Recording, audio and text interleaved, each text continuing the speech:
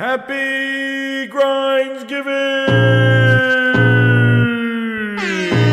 Let's go, grinders! I can feel the blood creeping up from the heathens. Got will, got fight, got pride, got reason. If they wanna go eat, then you know I'm gon' feed them. If you're coming for me, hope you're ready for a demon. I got eyes in the back of my head, I'm seeing. Take me for granted and you know I'm leaving. I'ma take what's mine with the webs I'm weaving. I could take this crowd from seeing to believing. Got a taste for blood and my tongue keeps bleeding from the words I spit. So sharp, so freezing, so cold. Behold, frostbite they feeling. I could tear you apart or I could go heal them. Don't believe in fate, don't believe in ceilings. I just need a taste and my mind starts peeling. I don't pace myself, I grind on kneeling. Got lust for change, I just love the feeling. I ain't gonna give up. Got too little time, I'ma live up. Head down, push forward through the tough times. Cause anything worth doing is a tough climb. And I ain't gonna give up. Got too little time, I'ma live up. Head down, push forward through the tough times. Cause anything worth doing is a tough climb. Cause I'ma live life for the fight, yeah, I'm here to get it. I got drive, got sight, always have a vision. I don't lie at night, I be in my feelings. I'ma be fine, need time, and I'll soon be winning. I live life for the fight, yeah, I'm here to get it. I got drive, got sight, always have a vision. I don't lie at night, I be in my feelings. I'ma be fine, need time, and I'll soon be winning. I can feel the blood creeping up from the heathens. Got will, got fight, got pride, got reason. If they wanna go eat, then you know I'm gon' feed them. If you're coming for me, hope you're ready for a demon. I can feel the blood creeping up from the heathens. Got will, got fight, got pride, got reason. If they wanna go eat, then you know I'm gon' feed them. If you're coming for me, hope you're ready for a demon.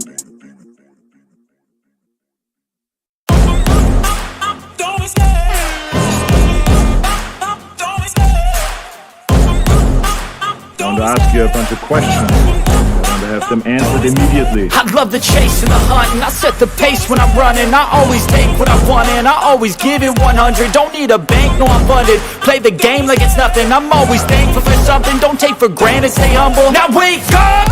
It's time to look at the enemy. Look in the mirror if he is no friend to me. It's not working out, maybe it's the chemistry. It's time to break up so I can make a better me. Better believe in your mind, cause it's everything.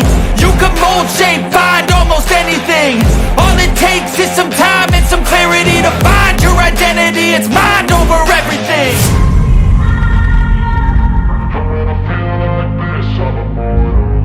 It's turbo time. Pikachu! And when I feel like this, I'm immortal. When I feel like this, I'm immortal. When I feel like this, I'm immortal. When I feel like this, I'm immortal. This is really cool. Don't be scared. Just step it up.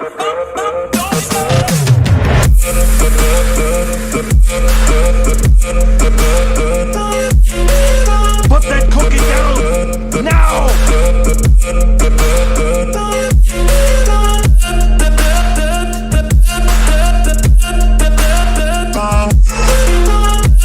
I don't play this game.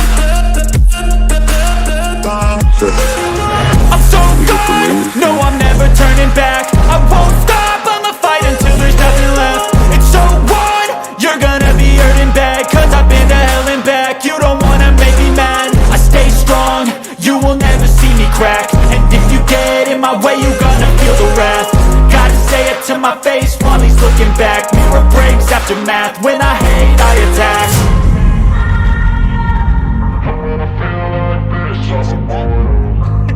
What you just played?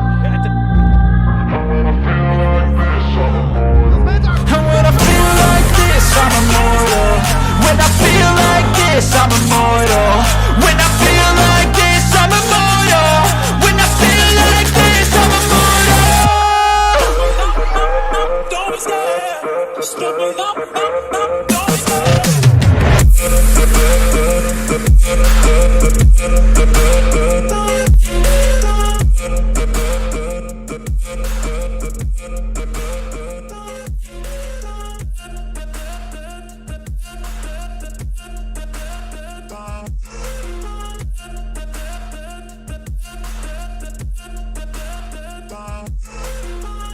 What's up, grinders? It's GrindsGiving 2023. How's everybody doing out there? Yes, it is a holiday week in the U.S. It is Thanksgiving, but it is also known globally across the grindhouse world, what the grind is, as GrindsGiving. And we know what GrindsGiving is. GrindsGiving is when we reflect on the 2023, and we also make you, the grinders, create the topic. So I already have some grinders here. I will open up the Grindhouse, the Discord for 2023, and we'll talk about like some memories of 2023 and what was your favorite things, and just chat about that stuff. And then we'll go into the grinders topics that I asked the VIPs earlier today about the whole what topics they would like to talk about. There were just a couple of topics I put up on here. Really not much going on. Not too much going on. Just a little more rigmarole here and there. Really, everybody's just been gaming and just just things going on. So, check out the last week's show. I did a bunch of videos. I did a video on Friday as well. Did an unboxing and some initial impressions of the portal. We'll be doing one of those, hint, hint. And then at the end, after we do the VIP grind the topics, then I'll do a thank you giveaway. So stay tuned for that on that one. But everybody hit that like button, share it out. Let's do this. And let's start. Let's bring up our first grind guest here. I don't know where Frogs is. Frogs comes on and comes off, man. He's been yelling at Call of Duty, man. He sounds like he's going crazy. He's playing Call of Duty. But Frogs, if you're hearing, come on in when you're ready. They're coming on here, but we're bringing up Kyle right here. Let's get him on in here. What's up? How you doing, man? Grinder. He's coming on up. Well, he's coming on in. Yo, what's up, Jazz? What's up, grinders? Man? How you doing? What's going on, guys? This is Weatherman Kyle phoning in. The grinds line. I don't know what the hell to call it now. The grinds line, the hotline, the hot grinds. I don't know what the hell it is. The gear line. What's up, man? How you been doing? How was your gaming weekend and gaming week? How's it been going? Doing great, man. Actually, I'm a little behind on Spider-Man 2, so no spoilers, but still playing that. I finished it, but I'm not doing spoilers at all. Yeah, on that I know. one. Because I'm not even doing spoiler cast on that stuff. Oh, definitely. No way. I think one of the things, like, no one has talked about so far when it comes to Spider-Man, like, when you get into, like, well, now it's Circana, but used to be called NPD with Matt Piscatello and all those guys. Literally, so it outsold. I mean, it came out late in October, right? So it didn't really get a chance to chart for the entire month. So we'll see next month. Mm-hmm. But it already slotted in above Starfield. Yeah. And above Mario Wonder. Now, a lot of people are like, oh, with Mario Wonder, well, Nintendo doesn't count digital games, but a lot of people on Switch, like my niece has one. A lot of people have them, right? I'm sure your kids do too. Yeah, they buy them. No, I'm playing the thing, man. I love the Mario. Yeah, exactly. I'm loving it. And so you can kind of read between the lines. Like, you can do some quick back of the envelope math, right? Like, what was the number Sony said? It was like 2.5 million. Spidey 2 or something. Yeah, 24 hours. Yeah, and then early November, Nintendo came out and they said that Mario Wonder already surpassed 5 million sales. Well, Mario Wonder is still behind Spider-Man 2. So it's pretty crazy, and no one's talking about that. So I wanted to bring that up and get everyone's thoughts on it. Yeah, man. Well, I'm going to tell you, like, I really think that the fact that, we saw last year with how God of War did, how successful that was. Like, we knew that whatever Spider-Man was going to hit hard. And the thing is, too, is that Sony, even the way they marketed the game, and again, it's Spider-Man, but the way they even bundled the thing in there to try to move consoles with it as well, they knew that that this game was going to move. And it's incredible that they were able to take. You know, it's funny that you brought that up because I was thinking about it. I was going back and I've seen people kind of showing like old Spider-Man games, like the Dimensions, Shattered Dimensions, and other Spider-Mans, and I just remember how those Spider-Man games, they were Spider-Man games. There were so many of them, and they really never held the weight, and it was an event until the Spider-Man 2018. And now with Spider-Man 2. Like, it's incredible what Insomniac has done to the Spider-Man franchise and video gaming, because really, like, before that, Spider-Man was just a Spider-Man game. Like, Spider-Man, it was just, the Activision ones were good, but then after a while, they kind of got diluted. Like, they were interesting games, but the fact that what Insomniac was able to do with it after making quote unquote type of superhero games with their other franchises that kind of like playing along those lines, still just like using that traversal and all that other stuff, and yeah, it's incredible what they've done with it. So yeah, it's incredible where it sold and how it just leapfrogged everybody there on one platform nonetheless. And even Super Mario Wonder. That's why I'll say, like, comparing it to Super Mario Wonder, I think like that is a huge feat, because both of those games are only on one platform. Where you see Starfield wherever that is, but remember that was on everything. It was on billions of PCs and the Xboxes. So. And when they said that on Circania, they said that the MPD, like a majority of the sales of Starfield were on PC, on Steam, pretty much. So it's really shows you how these games are attached to consoles. And these are the games that give the consoles their identity and also their notoriety for the generation. So I think, I don't know how far you're in the game, but that Spider-Man game is incredible. It is like nonstop action. And they did not leave any stone on. Well, they left things unturned for like future games, but it's amazing how much they put into that game. Because they could have kind of simplified it and like saved, quote unquote, saved some of it for the future. Like, oh, we'll see this in Spider-Man 3s and 4s and 5s. They kind of did that a little bit. I remember I was getting frustrated around like Gears 3 and Halo 5 and things like that. They started just kind of like teasing things, but we never really got fully to explore it. And the fact that they did a lot of that stuff in Spider-Man is pretty impressive on there. What else you playing besides Spider-Man? I'm usually like a one game type of guy at a time, so especially story one, right? Okay. Yeah. But coming before Spider-Man, like Sea of Stars. If you guys haven't played Sea of Stars yet, it is awesome. That, yeah. Even if you're not into like the turn-based RPGs, it's so modern. A lot of people, it's very easy to just say, "Oh, it's an old like NES or SNES." Old school RPG. It is in a lot of ways, but it's better. It really is. It's super modern, and go play that. I think the short list for Game of the Year, I still got to get back to Final Fantasy 16, so taking a peek at that. I'm in the minority on this, Jez. I don't know if you agree or not, or if you played it. I can't remember, but Star Wars Jedi Survivor. I really love that. I loved it. Now, I know when it very first launched, it had a bunch of like frame drops and a lot of like save issues and stuff like that. But I don't know. I think EA did a really great job with that game too. And you don't have to be a huge Star Wars fan. I've got a couple friends who were really obsessed with Elden Ring and stuff. And it really is kind of that Souls light game. Not my like most favorite genre, but that's awesome too. I was kind of surprised that didn't make the top 6, but so far I'd say Spider-Man's even more action than Jedi Survivor was, but that was a fun one from this year too. Yeah, I didn't play. What's crazy is I played a little bit of the first one, probably about like 4 hours of maybe the first one, and then the second one I didn't play. I was wanted to get it, but then I don't know why I didn't. I just didn't get it, and I don't know. I'm not into so much of these very like these kind of challenging kind of soul type, like when they put that soul spin on there. Because I kind of get impatient with stuff, and if I just make things hard for the hell of it, but I didn't really. I kind of know I want a Star Wars game that is like the Jedi Outcast, like I just want like the one with the Force Unleashed. The Force Unleashed.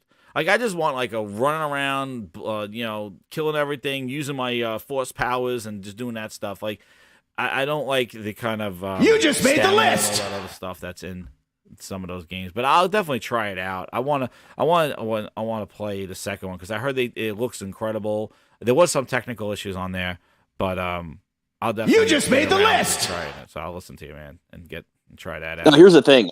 I know on the Grindhouse again, we don't go full Ubisoft at all. Oh, I made a mistake this year. That was like one of my sins of the year. I did go full Ubisoft. You just made the list. On what was it? The motorsport game, the racing game. I went full Ubisoft, and now look how on sale it is. Told you. Don't listen to me. Exactly. But here's the thing. I think with that you just made the list. Star Wars game next year or the year after, I think it got delayed again. I don't know. But I think you'll get that kind of fantasy from that. Yeah, I think you're going to get more of that from Ubisoft. I might have to go full Ubisoft on that one. Yeah. I might. You just made But yeah, like look at that the Crew Motorsport. Like, man, that's on sale now, like Super Edition for like $50 or $40 or something like that, for like everything in there. But I love that Crew Motorsport is really good. So I recommend that. I do like it. And I went full Ubisoft on that one. So I didn't take my own advice. But with everything else, don't take there's very rare things to take a full Ubisoft. But in general, about 95% of the time you don't go full Ubisoft. That's what you do. You do not. Yo, Don't Ron go M. full Ubisoft. Don't full Ubisoft. Ron M with 5 gifted VIP grinders, giving it. Amanda Pemberton has it. Freddie, what's up? Ms. Phantom. Who else got one? Bitrate got a VIP. Flex those emojis. That's right. Thank you. Yo, thank you so much, Ron M. I appreciate it, man. Those VIP grinders, man. Thank you so much for all that stuff going on. And gifting those to the VIPs. Flex those emojis. I gotta check. I think we're just about ready to get that new emoji in there. Maybe I'll get one for the end of the year, so we could start the new year with a new emoji. But just going into some of the topics here. Just very briefly, we got a couple of topics here.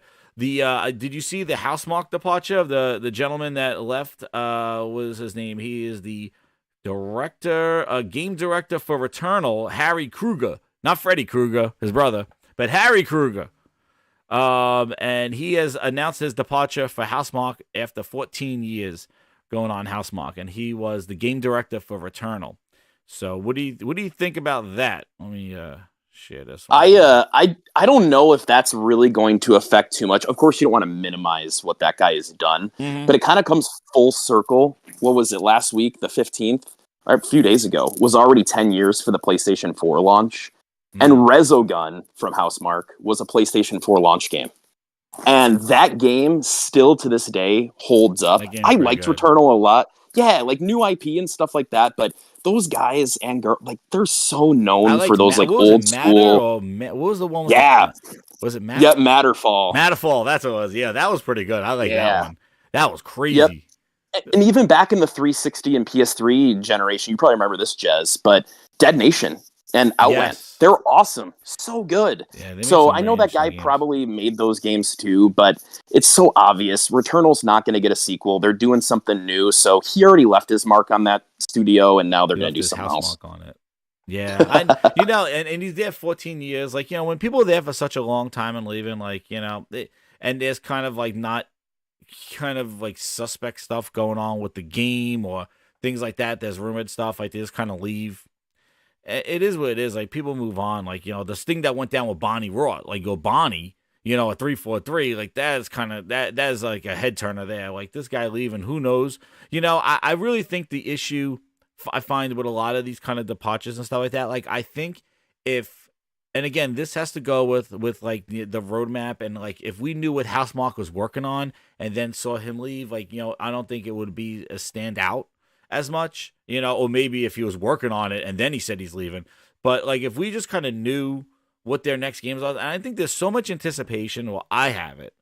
There's so much anticipation for what these studios like Housemarque, like Blue Point, like Naughty Dog, speaking about with what's going on with them, with the the remakes and stuff, and just what is next for a lot of their studios in their first party. Like, I'm just excited to see that, and I'm hoping at the Game Awards there's some inkling of that, or we're gonna have to wait to early next year for them to kind of show us some of those games, like, or just show gameplay of what they've shown already. So I just really want to see what's the next, like the phase 2 of what the PlayStation has to offer here, because we know that even from playing with Spider-Man, we know in God of War and Returnal and all those games, and even Horizon as well, we know that they do something special with their hardware. So if it's anybody that's going to make something like a head turner and something special, it's going to be from their first party, and that's why we're eager to see it. So good luck to him, see where he goes. I haven't seen anybody post, let's see if they did underneath, that Microsoft should acquire him. Let's see. Nobody says he's hoping to start his own studio. Nope.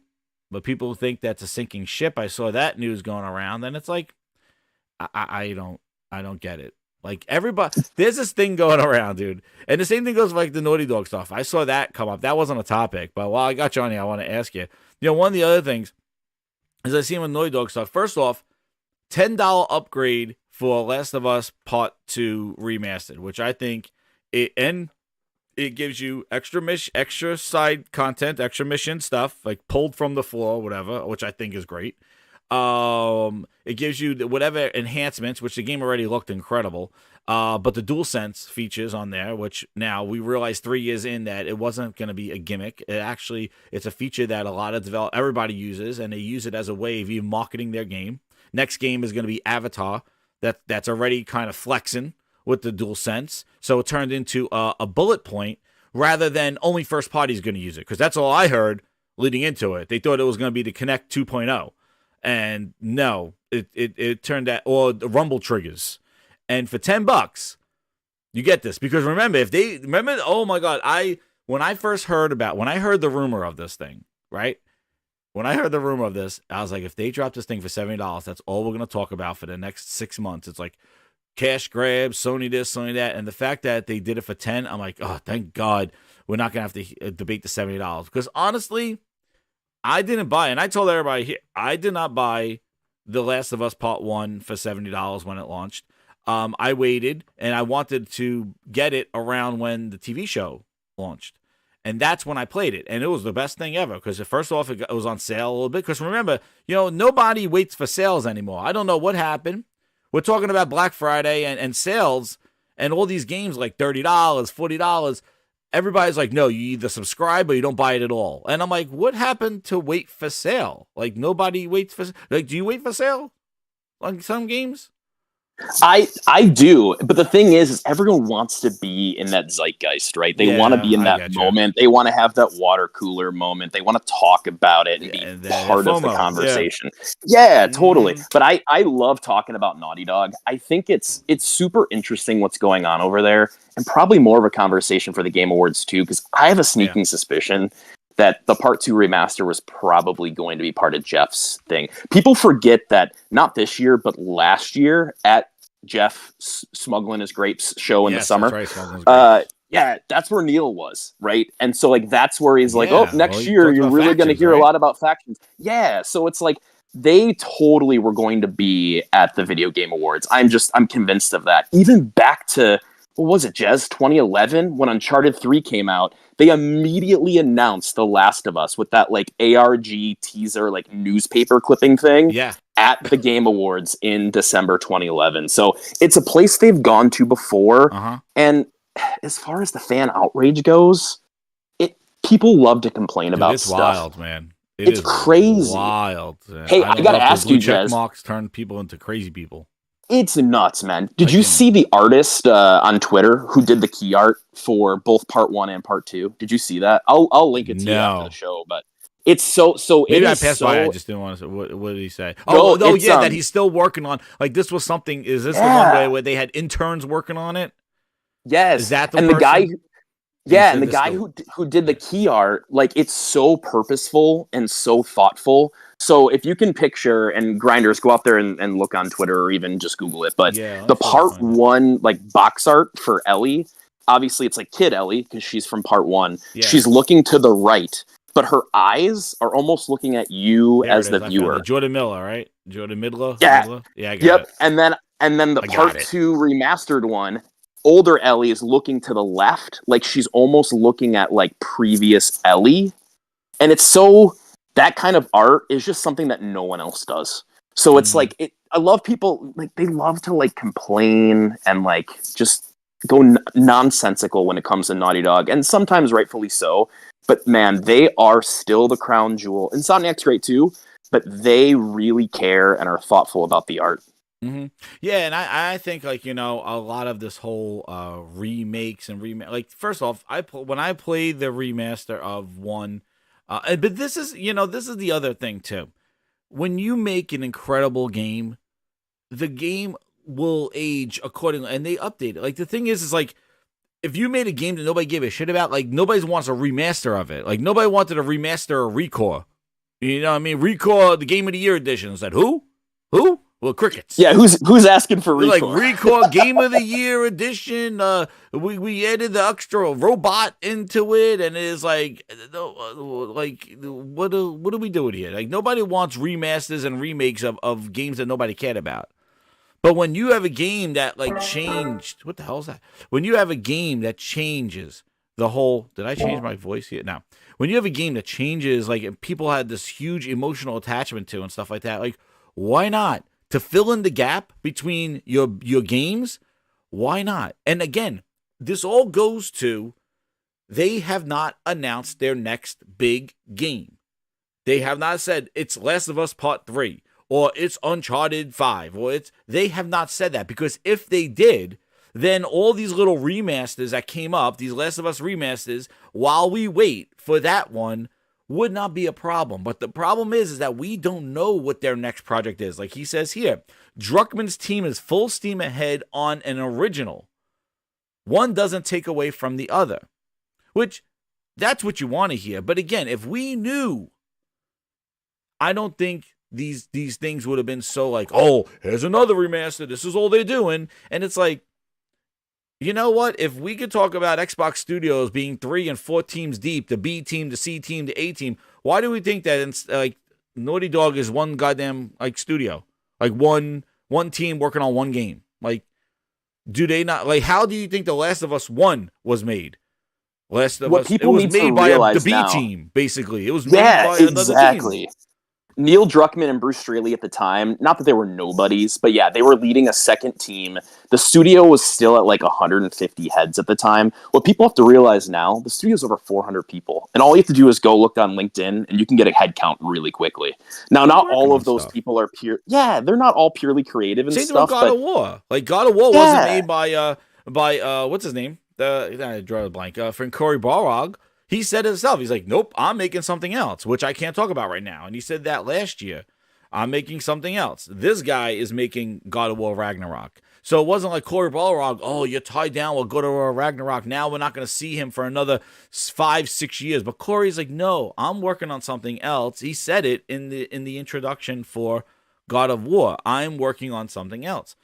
And we just don't know what that next thing is. And I think that's where a lot of these, like the knee-jerk reactions to these things, it's filler. You know what I mean? And again, if it was Sony not releasing anything, if we were sitting here and all we were getting, like the beginning of the PS4, here's a remaster of this, and we didn't get a new Horizon, a new Spider-Man, a new God of War, a new IP in Returnal, Ratchet and Clank. Like, we didn't get brand new games, and all we got was just like, well, here's PlayStation 4 remastered on the PS5 with DualSense capabilities. If that's all you got, then we have a place where there should be concern. But the fact that we're coming off the heels of Spider-Man 2, and it's like, oh yeah, by the way, Last of Us Part 2 is getting a remaster for $10 if you have it already. If you didn't play, you live under a rock. It's like, we're going to flip out about that. And I think the main thing is I think a lot of that will be squashed instantly with just telling and just saying what their next projects are, because there's a lot of anticipation, and I think that's the thing. And it doesn't look like, it's not like people stop not buying the PlayStation because they're like, oh, all they're doing is remasters. No, they're flying off of friggin' shelves. New hardware, old hardware, like it's crazy. Like the old PS5, the new one, the Slim, like anything they make, it's selling. So, like, you know, they're obviously doing something, right?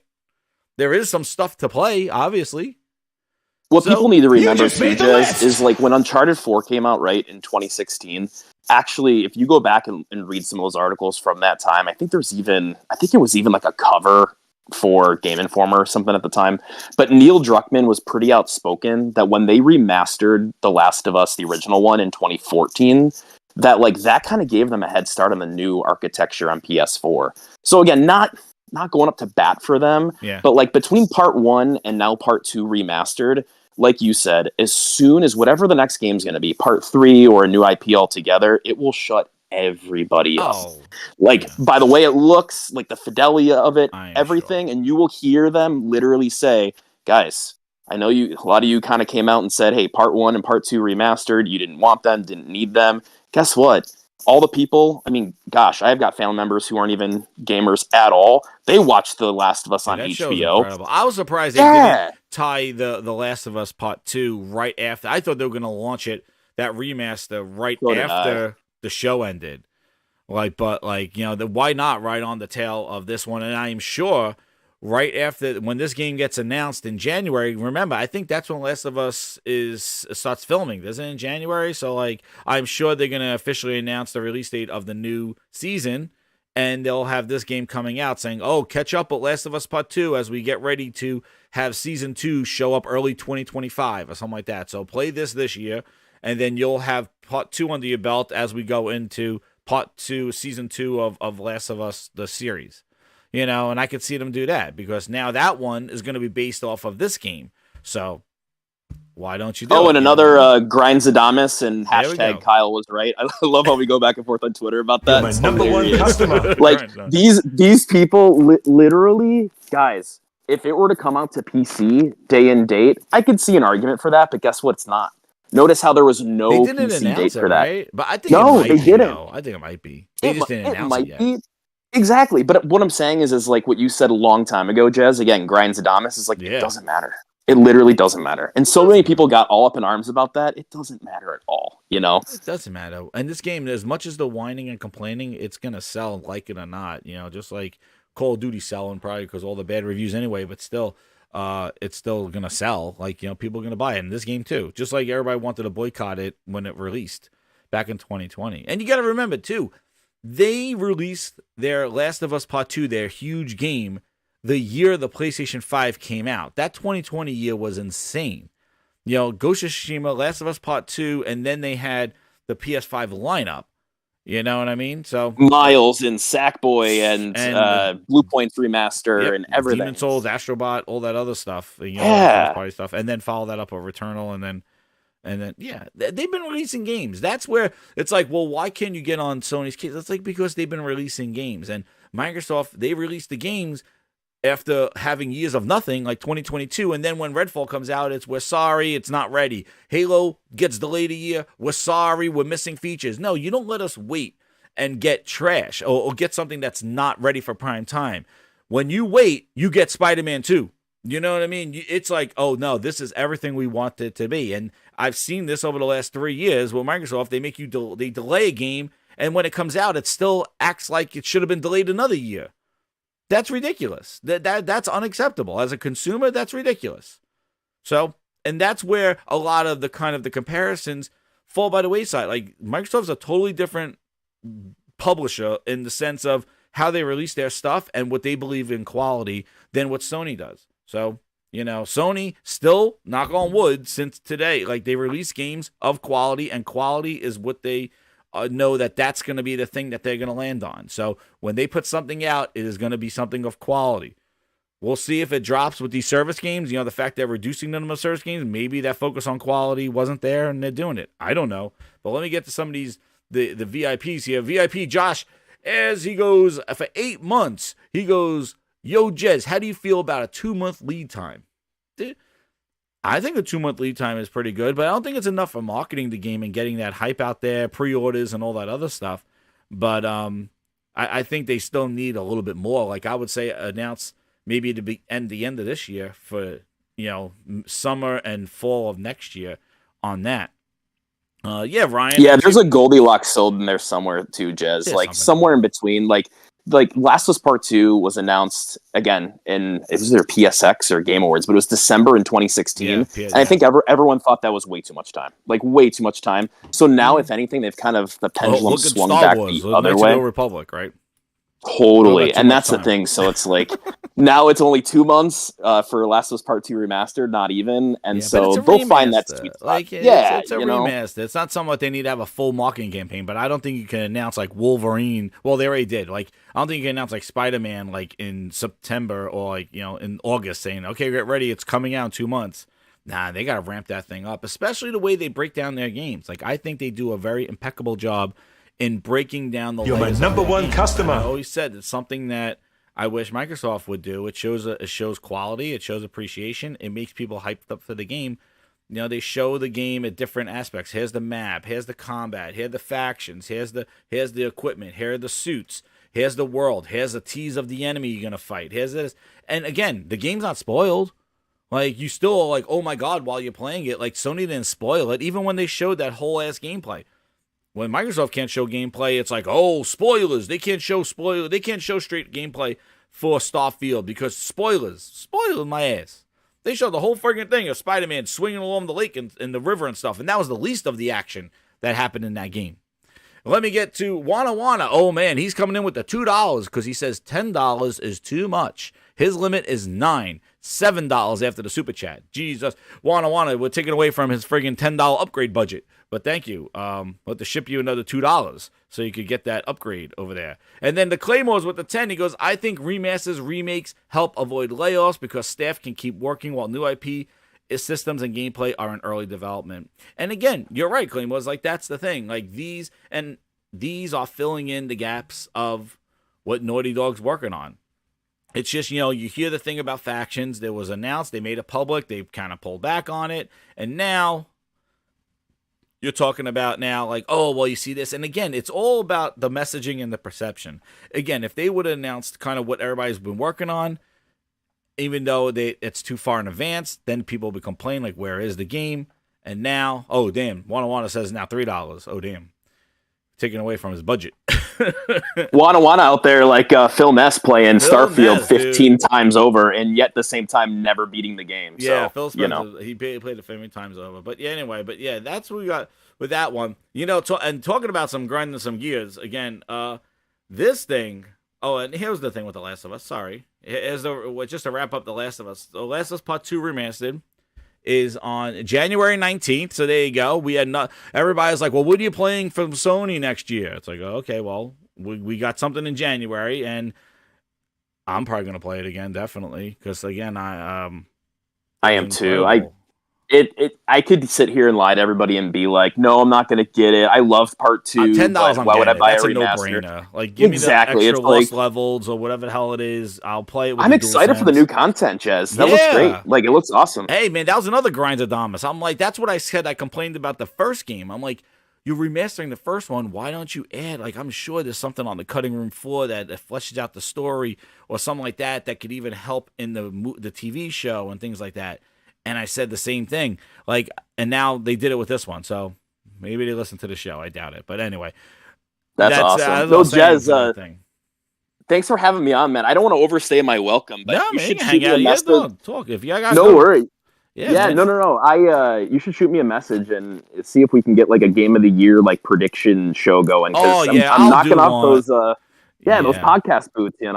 I didn't. It was so freaking busy. I've been so busy. I wanted to do the awards, but we'll do the awards. I'll try to be either next Monday. I'll do the awards and then voting and stuff like that. We'll do the voting. This one I just wanted to do like a Thanksgiving, like hang out with the Grindhouse and just chat and just talk about some topics and then do some topics here. Like make it like almost your guys' show.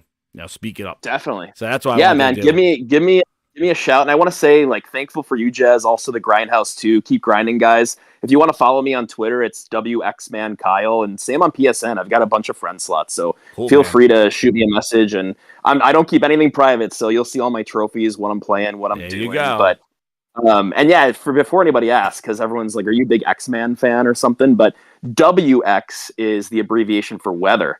And I don't know if you can tell from my voice or not, but a previous lifetime, I was a weatherman on TV. So that's kind of my claim to fame. Yeah, that's where that comes from. So that is wild, and that is awesome. Make it rain, Jez. Make it rain. Make it rain. It's a hurricane. Oh man, that's pretty awesome, man. So you're a meteorologist, or you're just yeah. That's awesome. No, that's what my college degree is in. It's super boring now. I work in finance. The hours and all the you completely changed stuff was totally changed. So, but I keep everyone always asks me, mother-in-law, all that kind of stuff, like, hey, what's the weather going to be like? So I still, you guys need a forecast, let me know. Oh, no. He still gets the radar in his email. They still email him the radar, the radar and the Dopplers.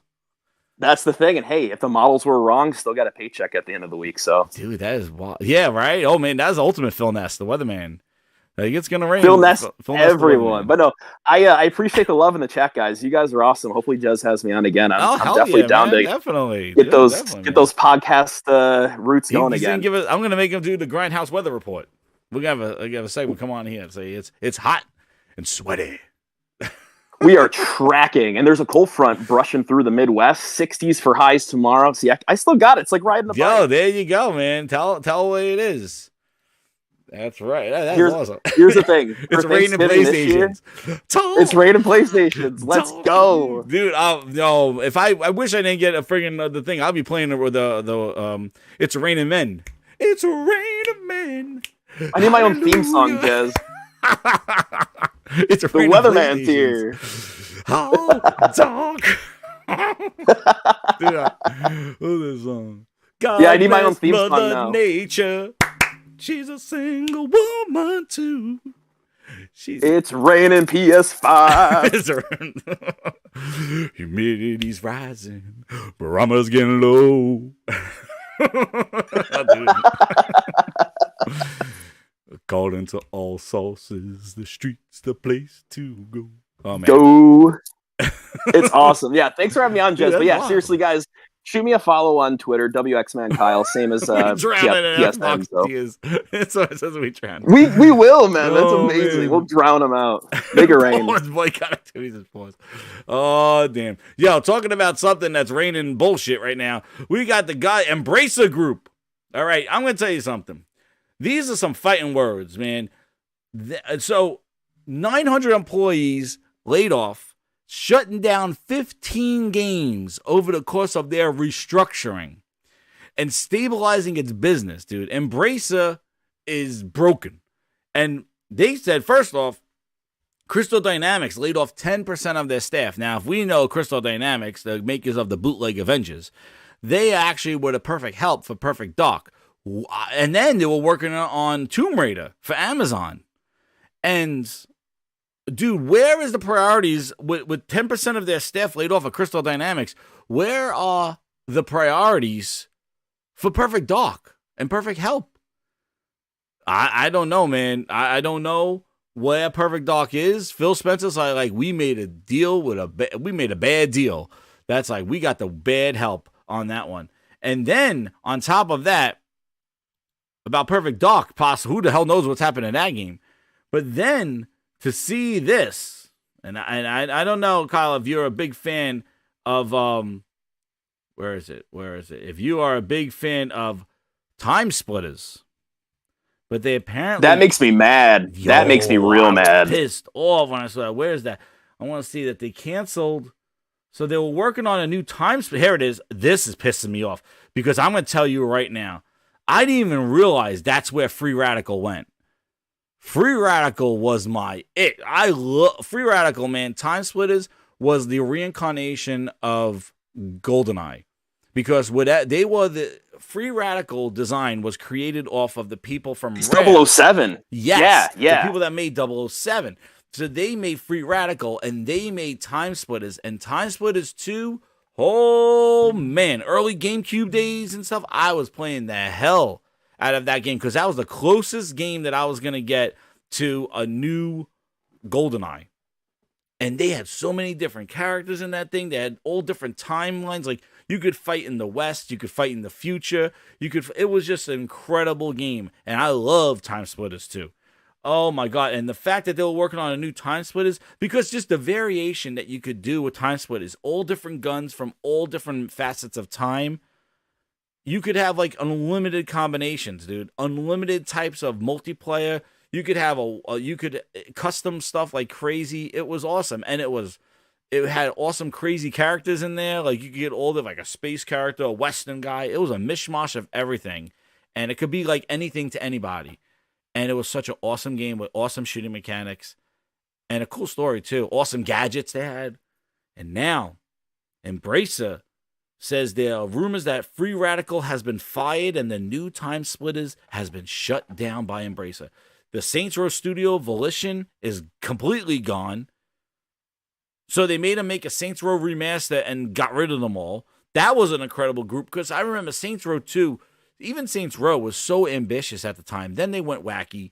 But Volition, man, I'll never forget on a OG Xbox. I played Saints Row, and I had on my friends list that one of the developers from the Volition, and we played that Saints Row online, and he was telling me all about it and stuff like that, and I was like, dude, they were so ambitious with that game, trying to take on GTA, a force to be reckoned with, and now they're done. That's an American studio too, Jazz. I think that their Volition was Chicago or Illinois or something. Yeah. And that, it stinks because it's like, yeah, they took GTA on head on.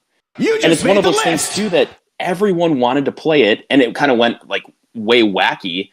And now, rest in peace, Volition. I hate Embracer, man. Gone. It's bad news. Like, not even like canceling their game. Like they're just made the list. routing out studios. Like they're like Volition is closed down completely, like gone.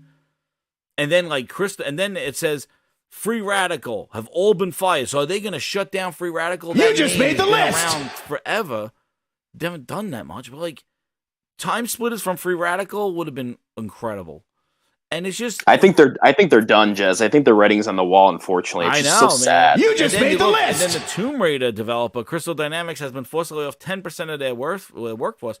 They're working on Tomb Raider and helping with Perfect Dark, basically leading Perfect Dark, because have you heard about any big employee? You just made the list. LinkedIn and seeing all the new people getting hired at yep. What was it? The the Initiative.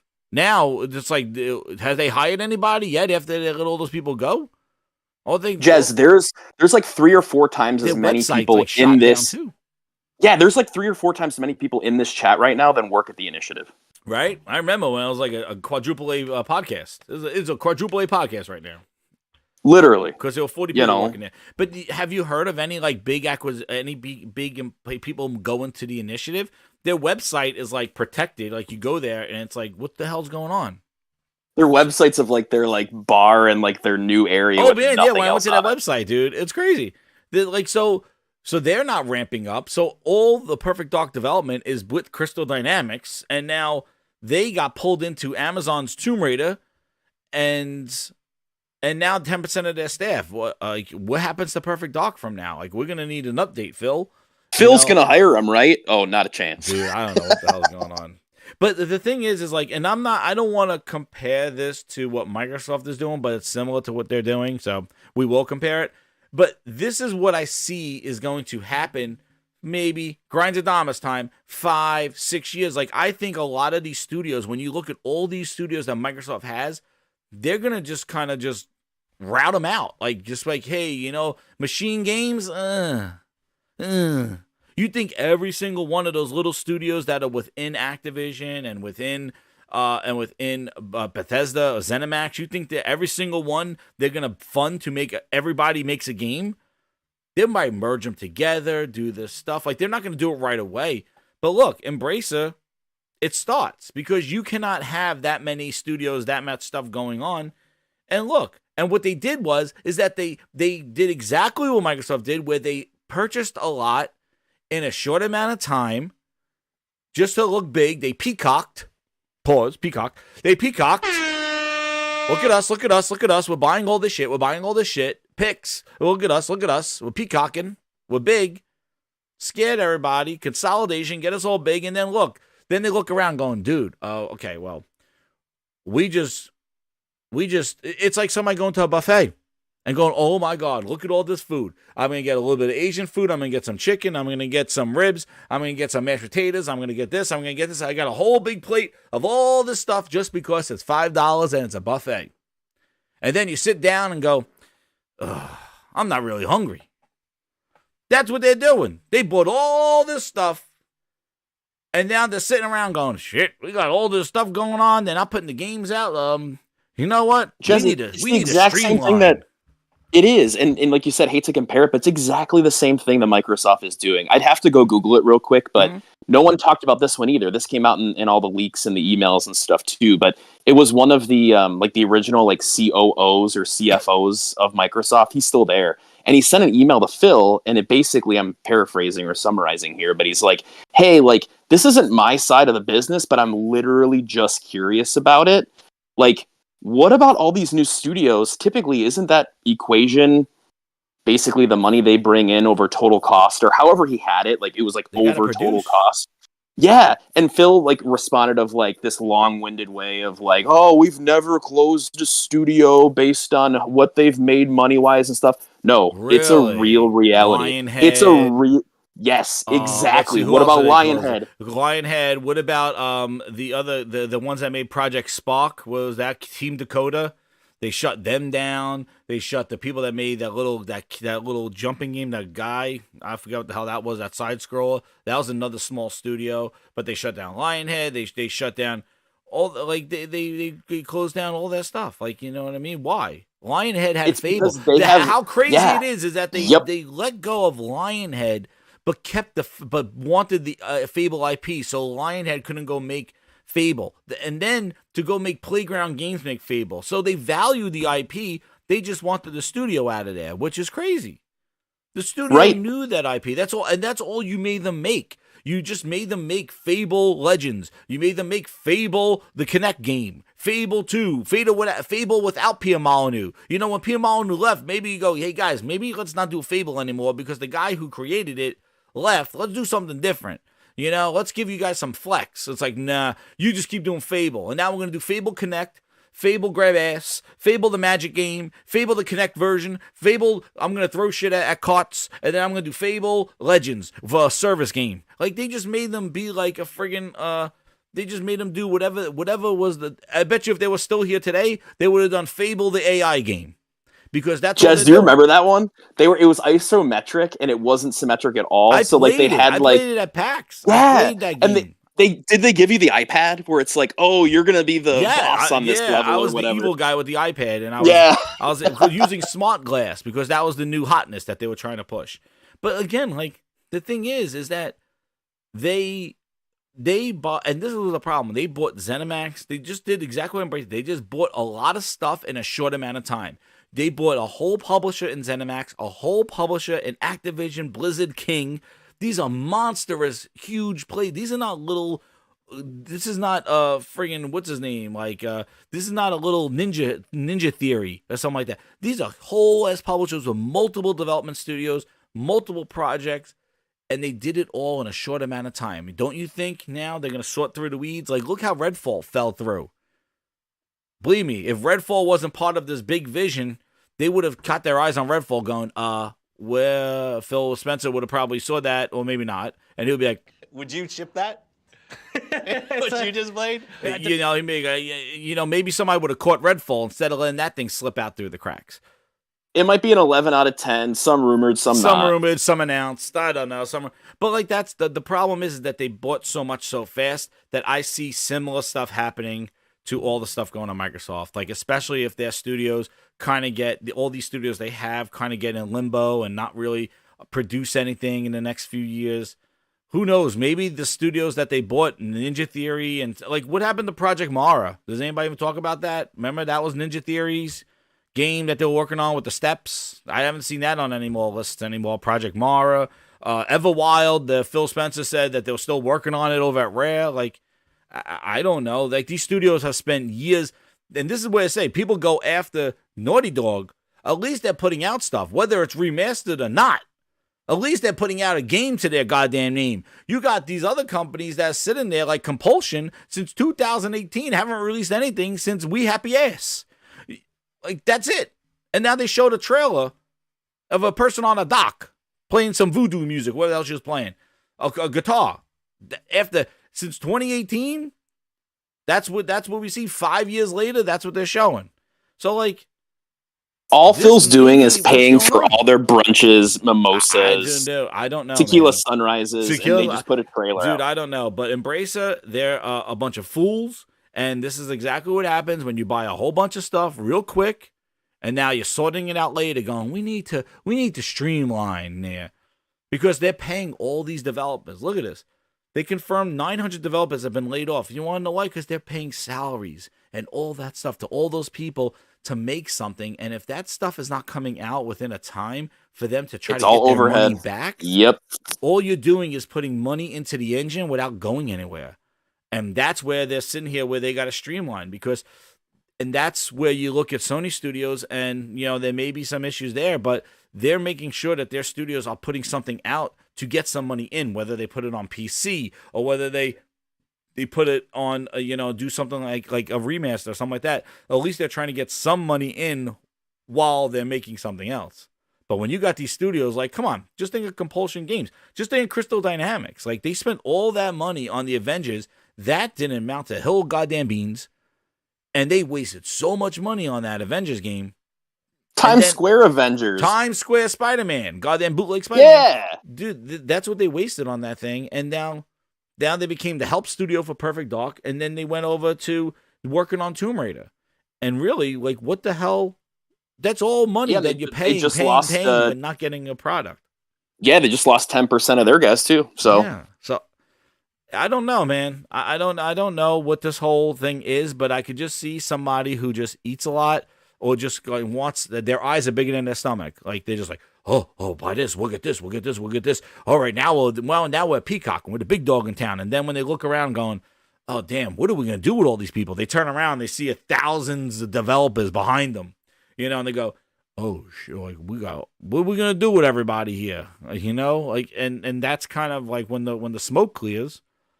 And you realize, like, dude, we got tons of overhead right now, and we have no product.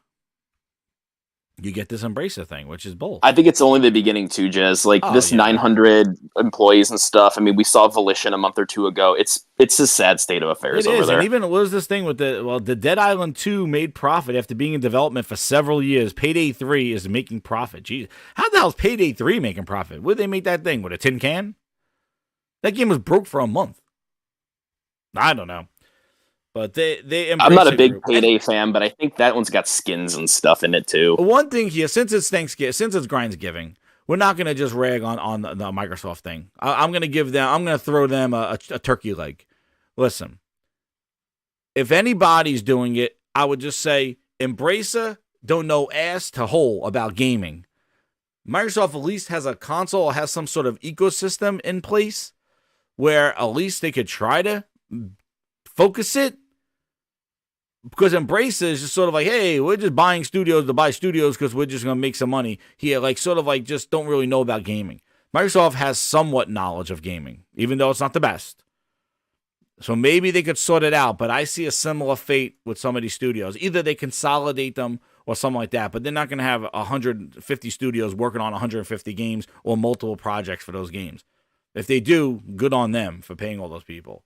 But we will see, But this is just pissing me off, especially about goddamn Free Radical, and the fact that they're just killing.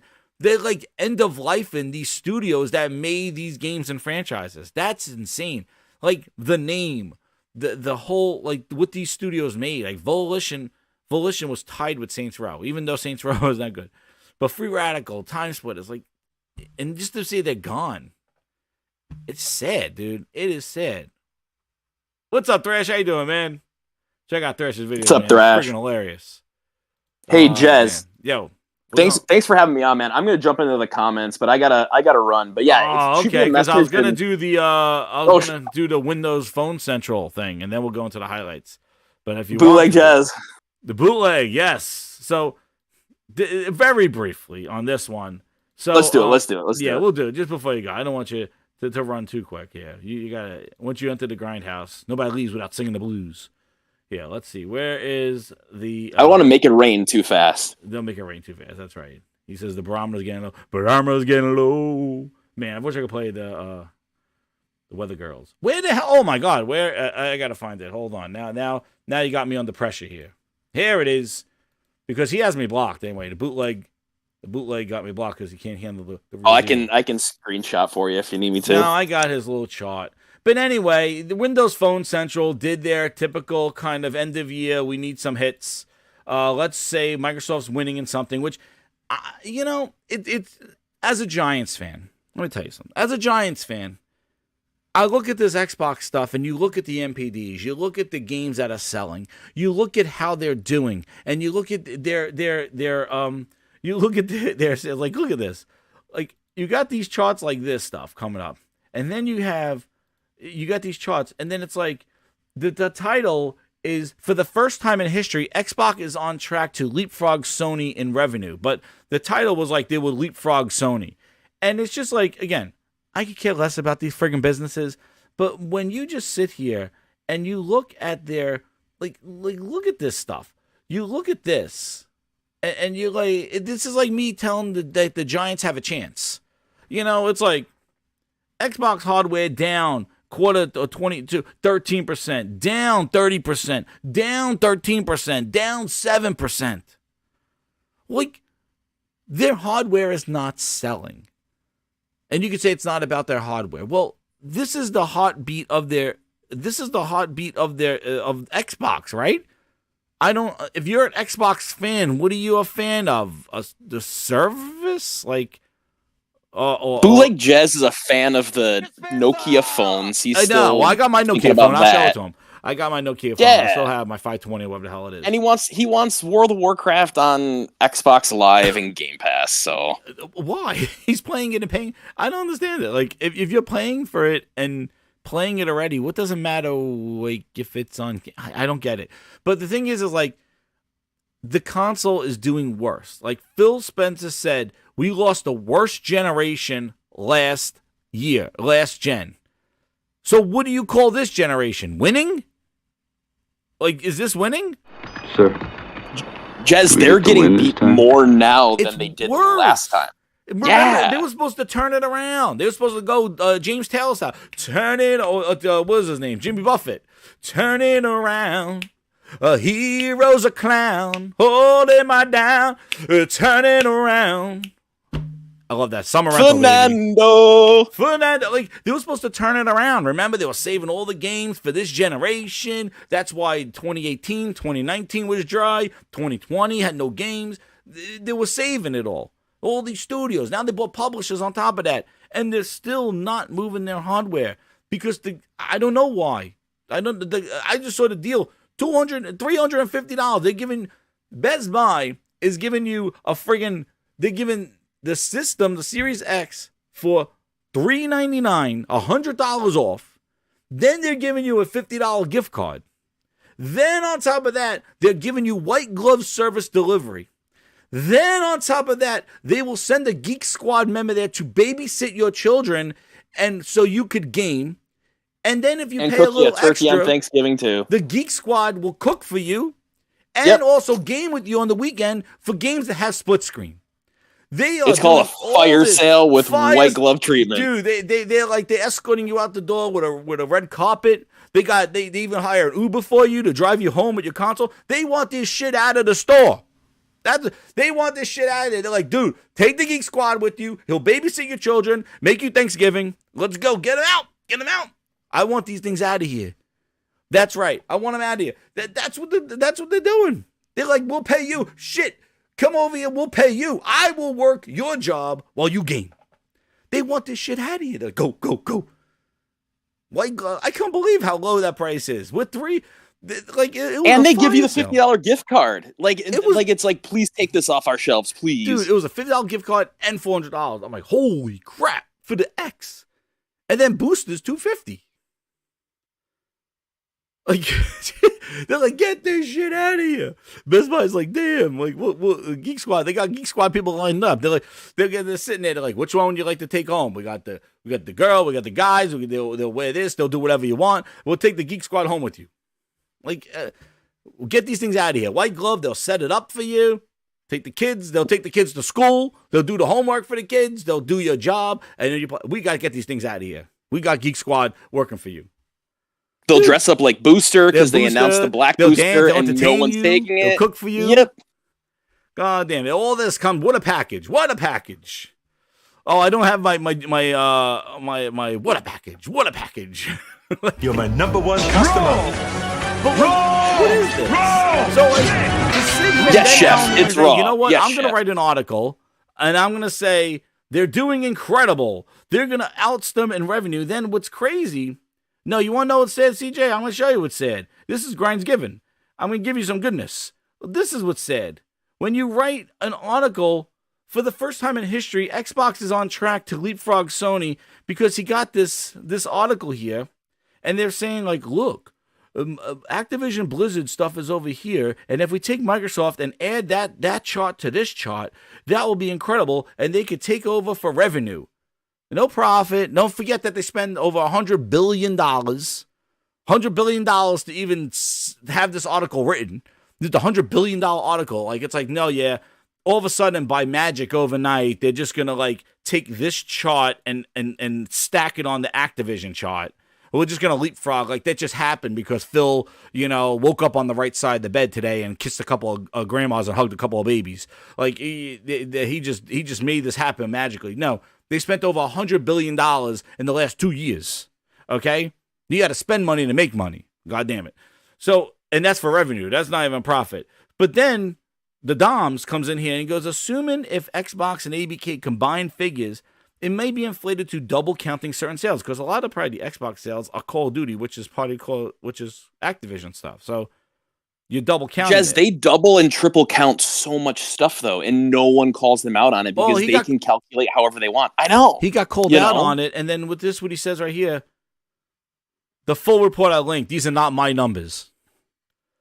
What kind of journalist are you? Like, I'm the journalist, and then go ask my sources. Listen, right? It's like YouTubers, Twitter people. Like, we're all here together in the same thing. CJs and True Virgils. Like, where are you? I'm not here to do this to us, the gamers, the consumers. But when you are a journalist and that's your job, I got something to say about that. When your job is to spread news, and instead all you're doing is taking a chart, throwing it in, and it wasn't like he just posted the chart and said, oh, look at this chart, everybody. Some of the bitch wrote a goddamn 5-page article on it. Like, he wrote a friggin' whole ass storyboard once upon a time on this article with this data. But then when somebody calls out the data, they go, oh, it's not my numbers. Wasn't me. It wasn't me. You proceeded to write a whole goddamn dissertation here. And grinders, do not forget that Booty or probably Greenberg or whoever else gave Bootleg Jez the exclusive for that January, their version of the show or whatever. Look, here's the article. It was so hammy. Yeah. Look at this article. Xbox is on track. No, and look at the title versus the thing. Xbox is on track to knock Sony PlayStation down to third place for the first time in history. That's your title. With quote, not his numbers. With a combined... Yeah, because the numbers that he has is just adding Microsoft's revenue to Activision Blizzard. It gets better. He drew the picture too. Bing imaging. He used Bing to create the image. He used Bing. He's using Microsoft AI. He's using Microsoft on his Nokia AI. phone. Where's the lamb sauce? Windows Phone Central. So look at the title, clickbait. We needed some money for the Thanksgiving holidays. With combined Activision and Xbox revenues, Sony PlayStation may be looking at third place software and services spot behind Microsoft for the first time. Oh my god! Like what? You can't even make it up. First of all, it's clickbait. Second of all, it's not his numbers. Yeah, and then he's just adding this. This is a journalist. Together. This is not fans. This is not fanboy. It's fake journalism. It is all ham-fisted and coming directly from Greenberg or whoever's over there at marketing. No, he got this from the group. No, he got this from the diva. He got it from Super Hiss, whatever his name is. But he got this. Oh, I know. But it's just like, hey, give us some good press, watch some good headlines. This. We're not done, Grinder. So I'm just showing you the dissertation that he wrote where he just said, not my numbers. Like, he just posted the chart and called it a day. No. He went into look. Microsoft and Sony have been intense rivals in the high-end console game market, with Sony out in the forefront by almost every metric. Despite Xbox's console market share woes, Microsoft has found a ton of success by expanding across PC and doubling down on services. Tons of success. Oh, okay. Now that Microsoft has I think that is a scapegoat for the lack of production on console. They are using the PC as a life jacket to keep them afloat. I don't think that PC is like, I don't think it's like, oh, they were doing great and PC has just blown them up. No, PC is their life jacket for how bad they're doing in the console space, right? And then Tencent remains high. But look at this. Like here's the chart. He goes into the whole thing, and Here's the wonderful fan art, probably made by Cobrel. Yep, by Cobrel. They're all in cahoots. All in cahoots. But this is where it gets interesting. So this whole article, not my numbers, sign up here, subscription, the bootleg, all that, right? And then we come here. What the hell is it? So we got the Dom call him out, and then Rhys Elliott, the guy from Superhits who gave him the chart, says, yeah, we exclude hardware, peripherals, and things like that, and just look at the revenue generated by games and game subscriptions. All the revenues are for calendar H1 and the companies we look at. So we define revenues as the amount the industry generates in customer spending on games, physical and digital of both copies, in-game spending, subscription services like PlayStation Plus and Game Pass. Mobile revenues include paid downloads and spending. All revenue numbers exclude taxes, consumer-to-consumer, secondhand trade, advertising revenues earned in and around games, hardware, business-to-business, and all this other stuff. Does that make sense? And then it says, indeed, much appreciated, but I'll be curious how the year looks then going into 2024 with the combined Microsoft Activision. So somebody says, correct your article, please, as these are not total gaming revenue, only software and services revenue. So where he says they're going to leapfrog him, it's only in the software and services. So they're asking him to update the article in the sense. He needs to go work for VG Charts. Like, just making up numbers, go over there and work for VG Charts. And again, the thing is that, hey, this is not to say, like, oh, Sony can't be beat. Let them beat him. I don't give a shit. Let them beat him in goddamn revenue. I don't give a Who cares? Who cares? As long as we're getting games, who cares? But the thing is that if you are a journalist, how do you not have clarification on this stuff, but you put some hot piece, goddamn, they're going to beat them. And it's like, beat them in what? Like, you scratch your head going, everywhere I look, like, the system's selling, the games are selling, Spider-Man, NPDs, Microsoft, even with Starfield, couldn't even get an NPD win. You know, and then Starfield completely drops off the next month. I can guarantee you Spider-Man will probably at least be in the top 10.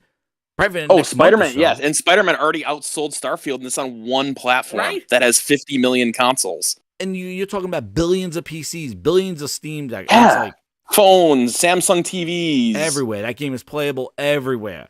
And if it's playable everywhere, Phil says the more people have access to the game, the more likely they are to buy the game. Well, if they're on billions and billions of devices, why is this game not top NPD at all? How does it drop so much when this game is available and supposedly the people on a Samsung TV that can't play Starfield pick up a controller, subscribe, and play? They might want to buy it or buy something. Shouldn't those be converting into sales, right? So why are these games not sticking around on NPDs for the long run? Why do they show up and then they drop the hell off, or they never show up at all, like Redfall or even Forza, how low that started? These games were accessible everywhere. Are people just doing the free hand-me-outs and moving on because these games aren't ready for prime time?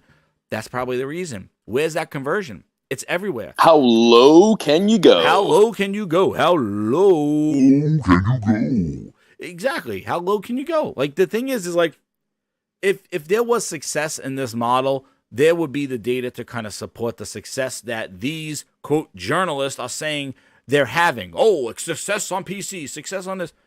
I'm like, where is it? Because you say it, but when we look at the sales, like, more people to play our games, they should be living longer on these sales charts because more people have access to them.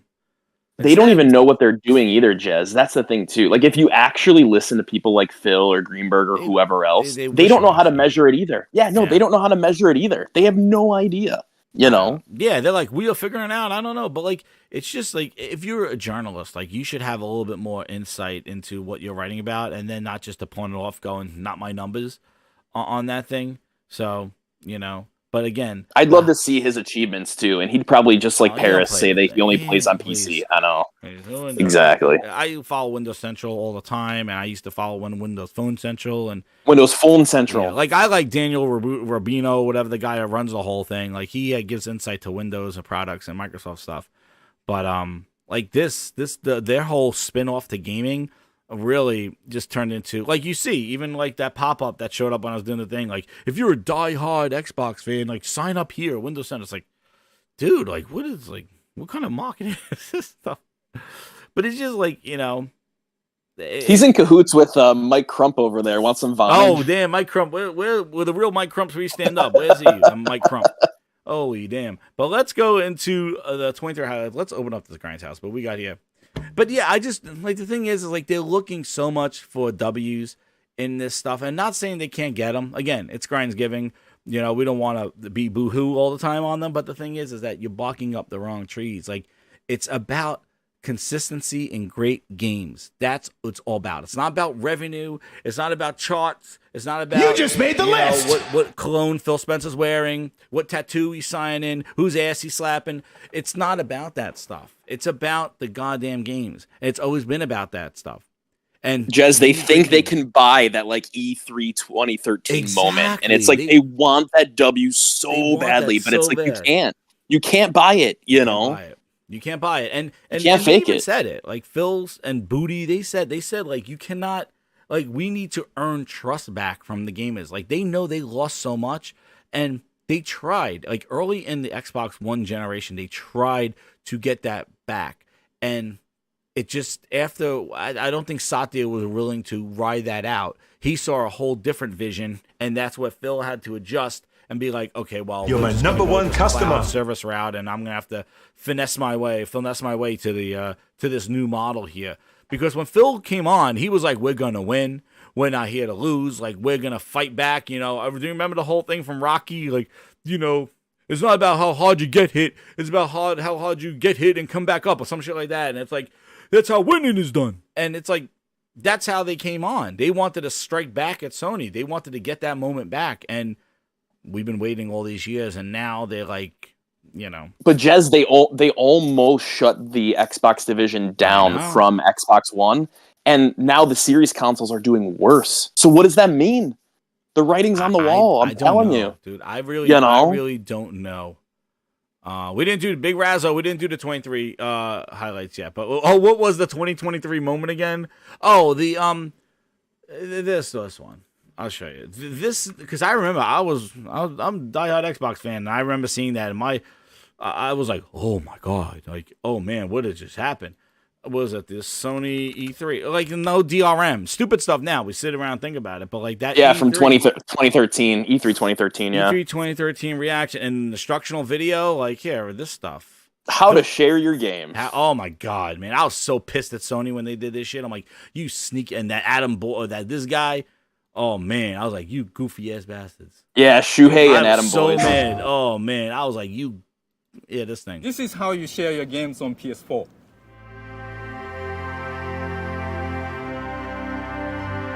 Man. Thanks. PlayStation. Man, oh man. And I love grind. You want to know, that was an Xbox grinding my gears, man. That pissed me. I was like, you son of a bitch. Like, what the hell? Look at them capitalizing. Oh, like, Microsoft, how stupid are you? Why would you give this to them? You were riding high in the 360, and you just gave them that friggin' this thing. Oh, my God. What is it?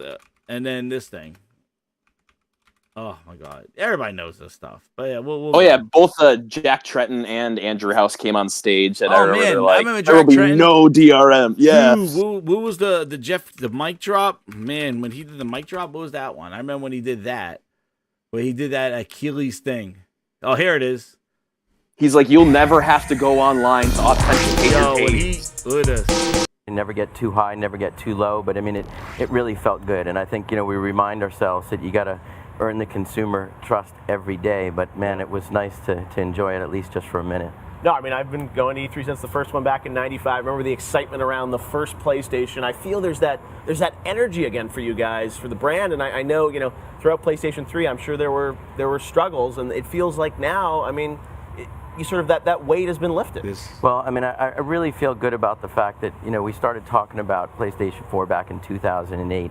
And you can talk about listening to consumers and listening to the development community, but we really did it, and it's paying dividends now. And I think, see, hear that? You could talk about it, that we're listening, we're hearing, but we heard them, we got them on board, and we hope we're going to deliver a machine that's going to have everybody really, really excited for years to come. Hey, you brought your little baby with you here, the PlayStation. See, you could talk about it all you want, but we did it. See, that's what he said, like right there.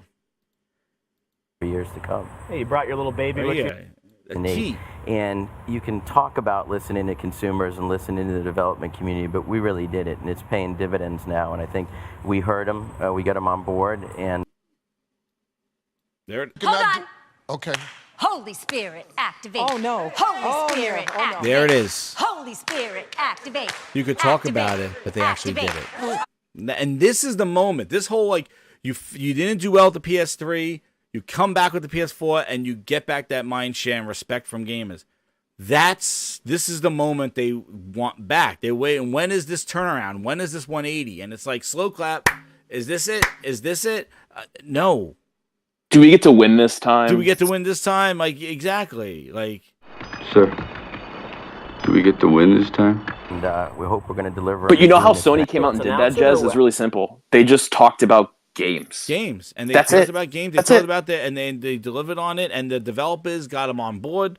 They didn't do like this whole, because even when you look at the Xbox and its RAM and its performance and this stuff, and developers, even with Baldur's Gate 3, like that shouldn't have happened. Like that should have just been a launch with the PlayStation and PC, come out at the same time, or whenever the PlayStation 1 launched, Xbox. They should not be struggling trying to find hidden RAM in this Xbox. Like they should not be doing that. That means you didn't listen to developers, because this should be easy for developers to develop for. You should not have them have to jump through hoops just to get the game optimized on your system, whether it's weak or whether it's strong. Like the S, whatever it was, you're not listening to the developers. You're listening to Satya. You listen to your cloud structure. You're forcing the industry to do what you want it to do, rather than listening to the artists and the developers on what they need to do their games successful and make great games that sell your platform.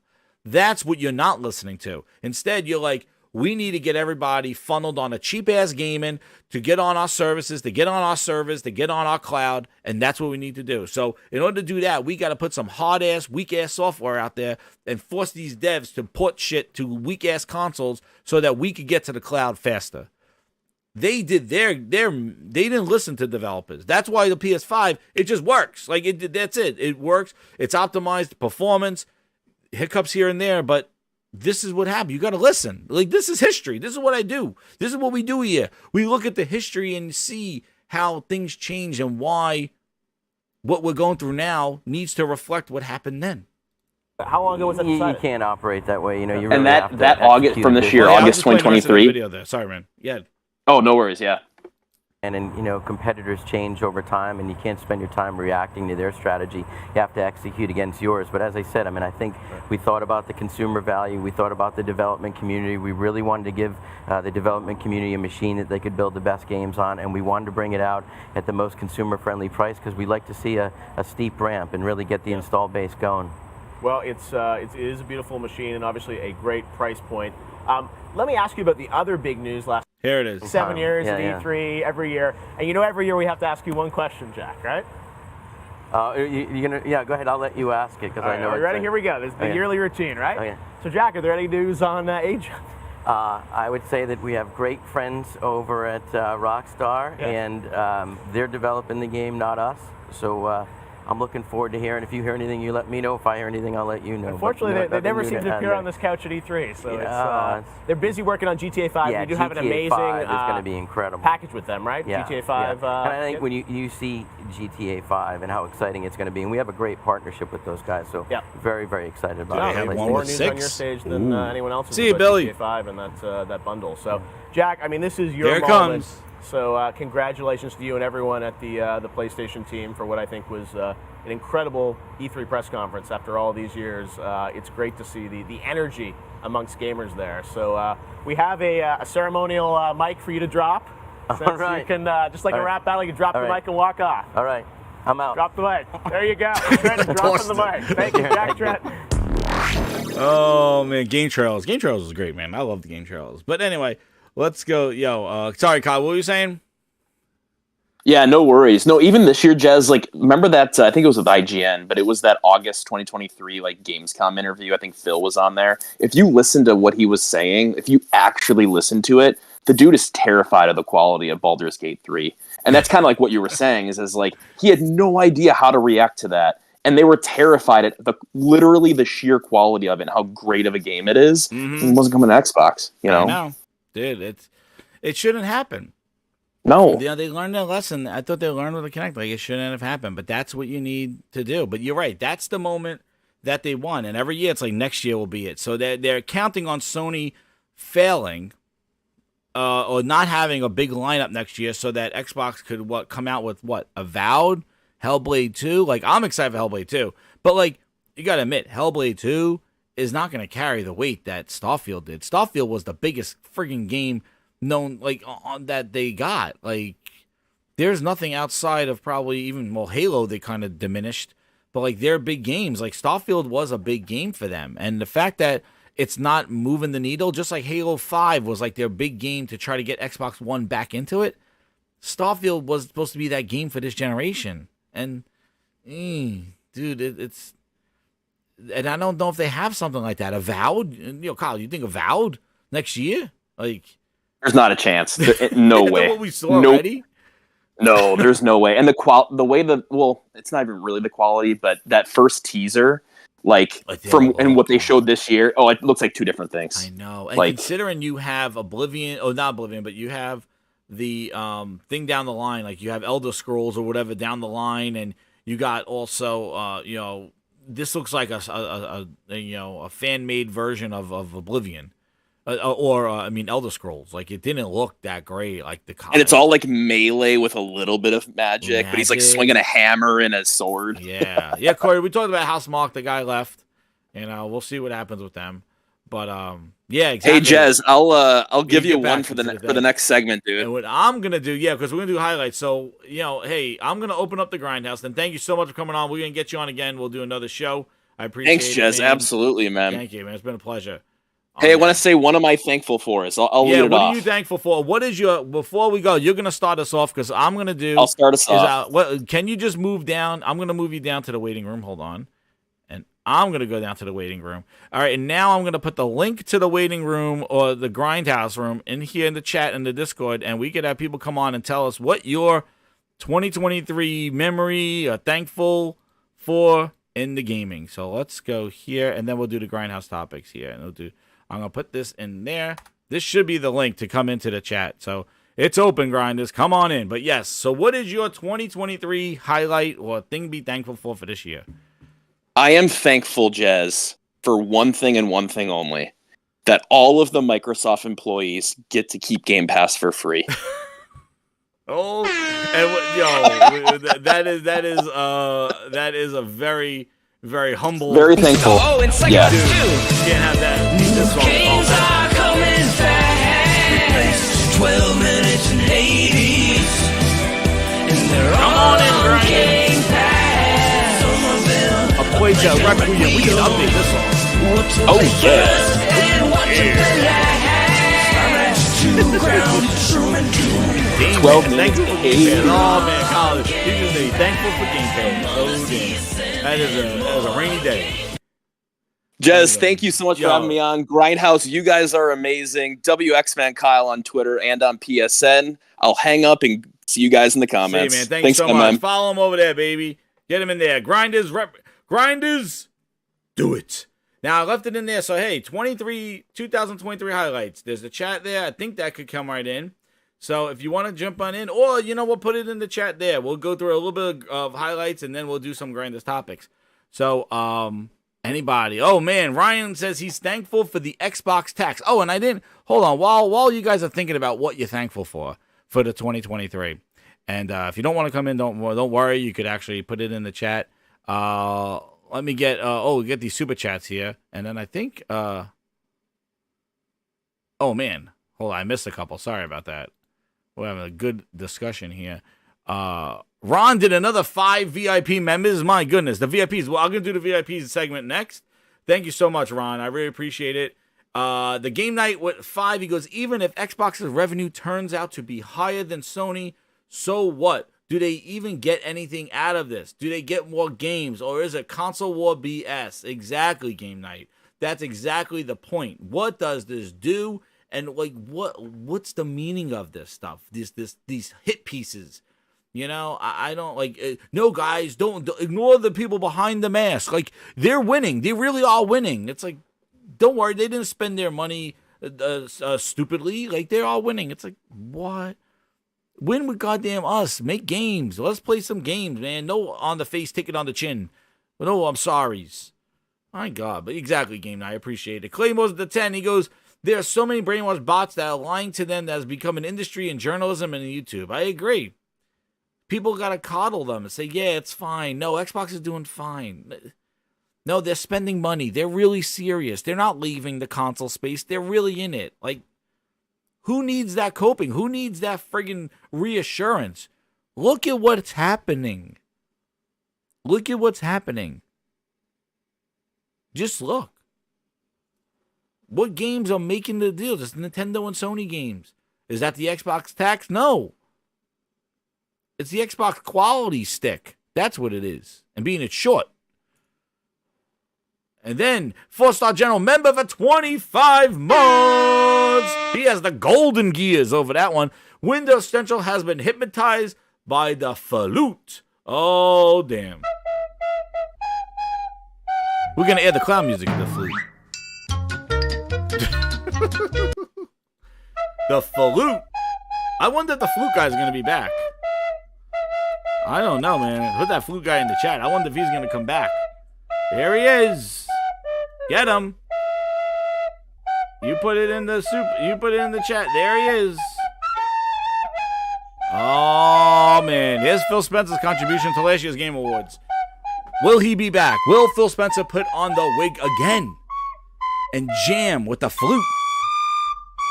Say, I'm in the Game Awards, bitch. Will he do it? Look at Phil. He's whacking. Woo, man. Phil with the wig. Yo, I'm really impressed with Phil Spencer there. My God, that flute. Where is he? Phil Spencer! Phil Spencer! Phil Spencer! Phil Spencer, baby! Let's go! Yes! Yes! Yes! Yes!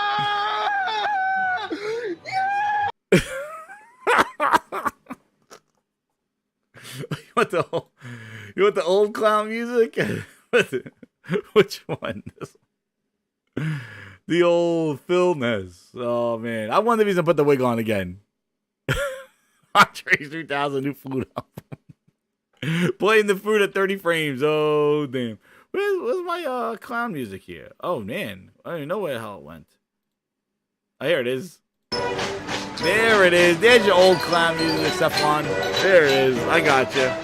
So wait, let's get back to we got the flute here, but I was thankful for that last year. It is Phil. It is freaking Phil Spencer with the wig. Look at this. It is Phil Spencer. There he is. I put him side by side last week. This is what I got. Man, he's jamming. Woo!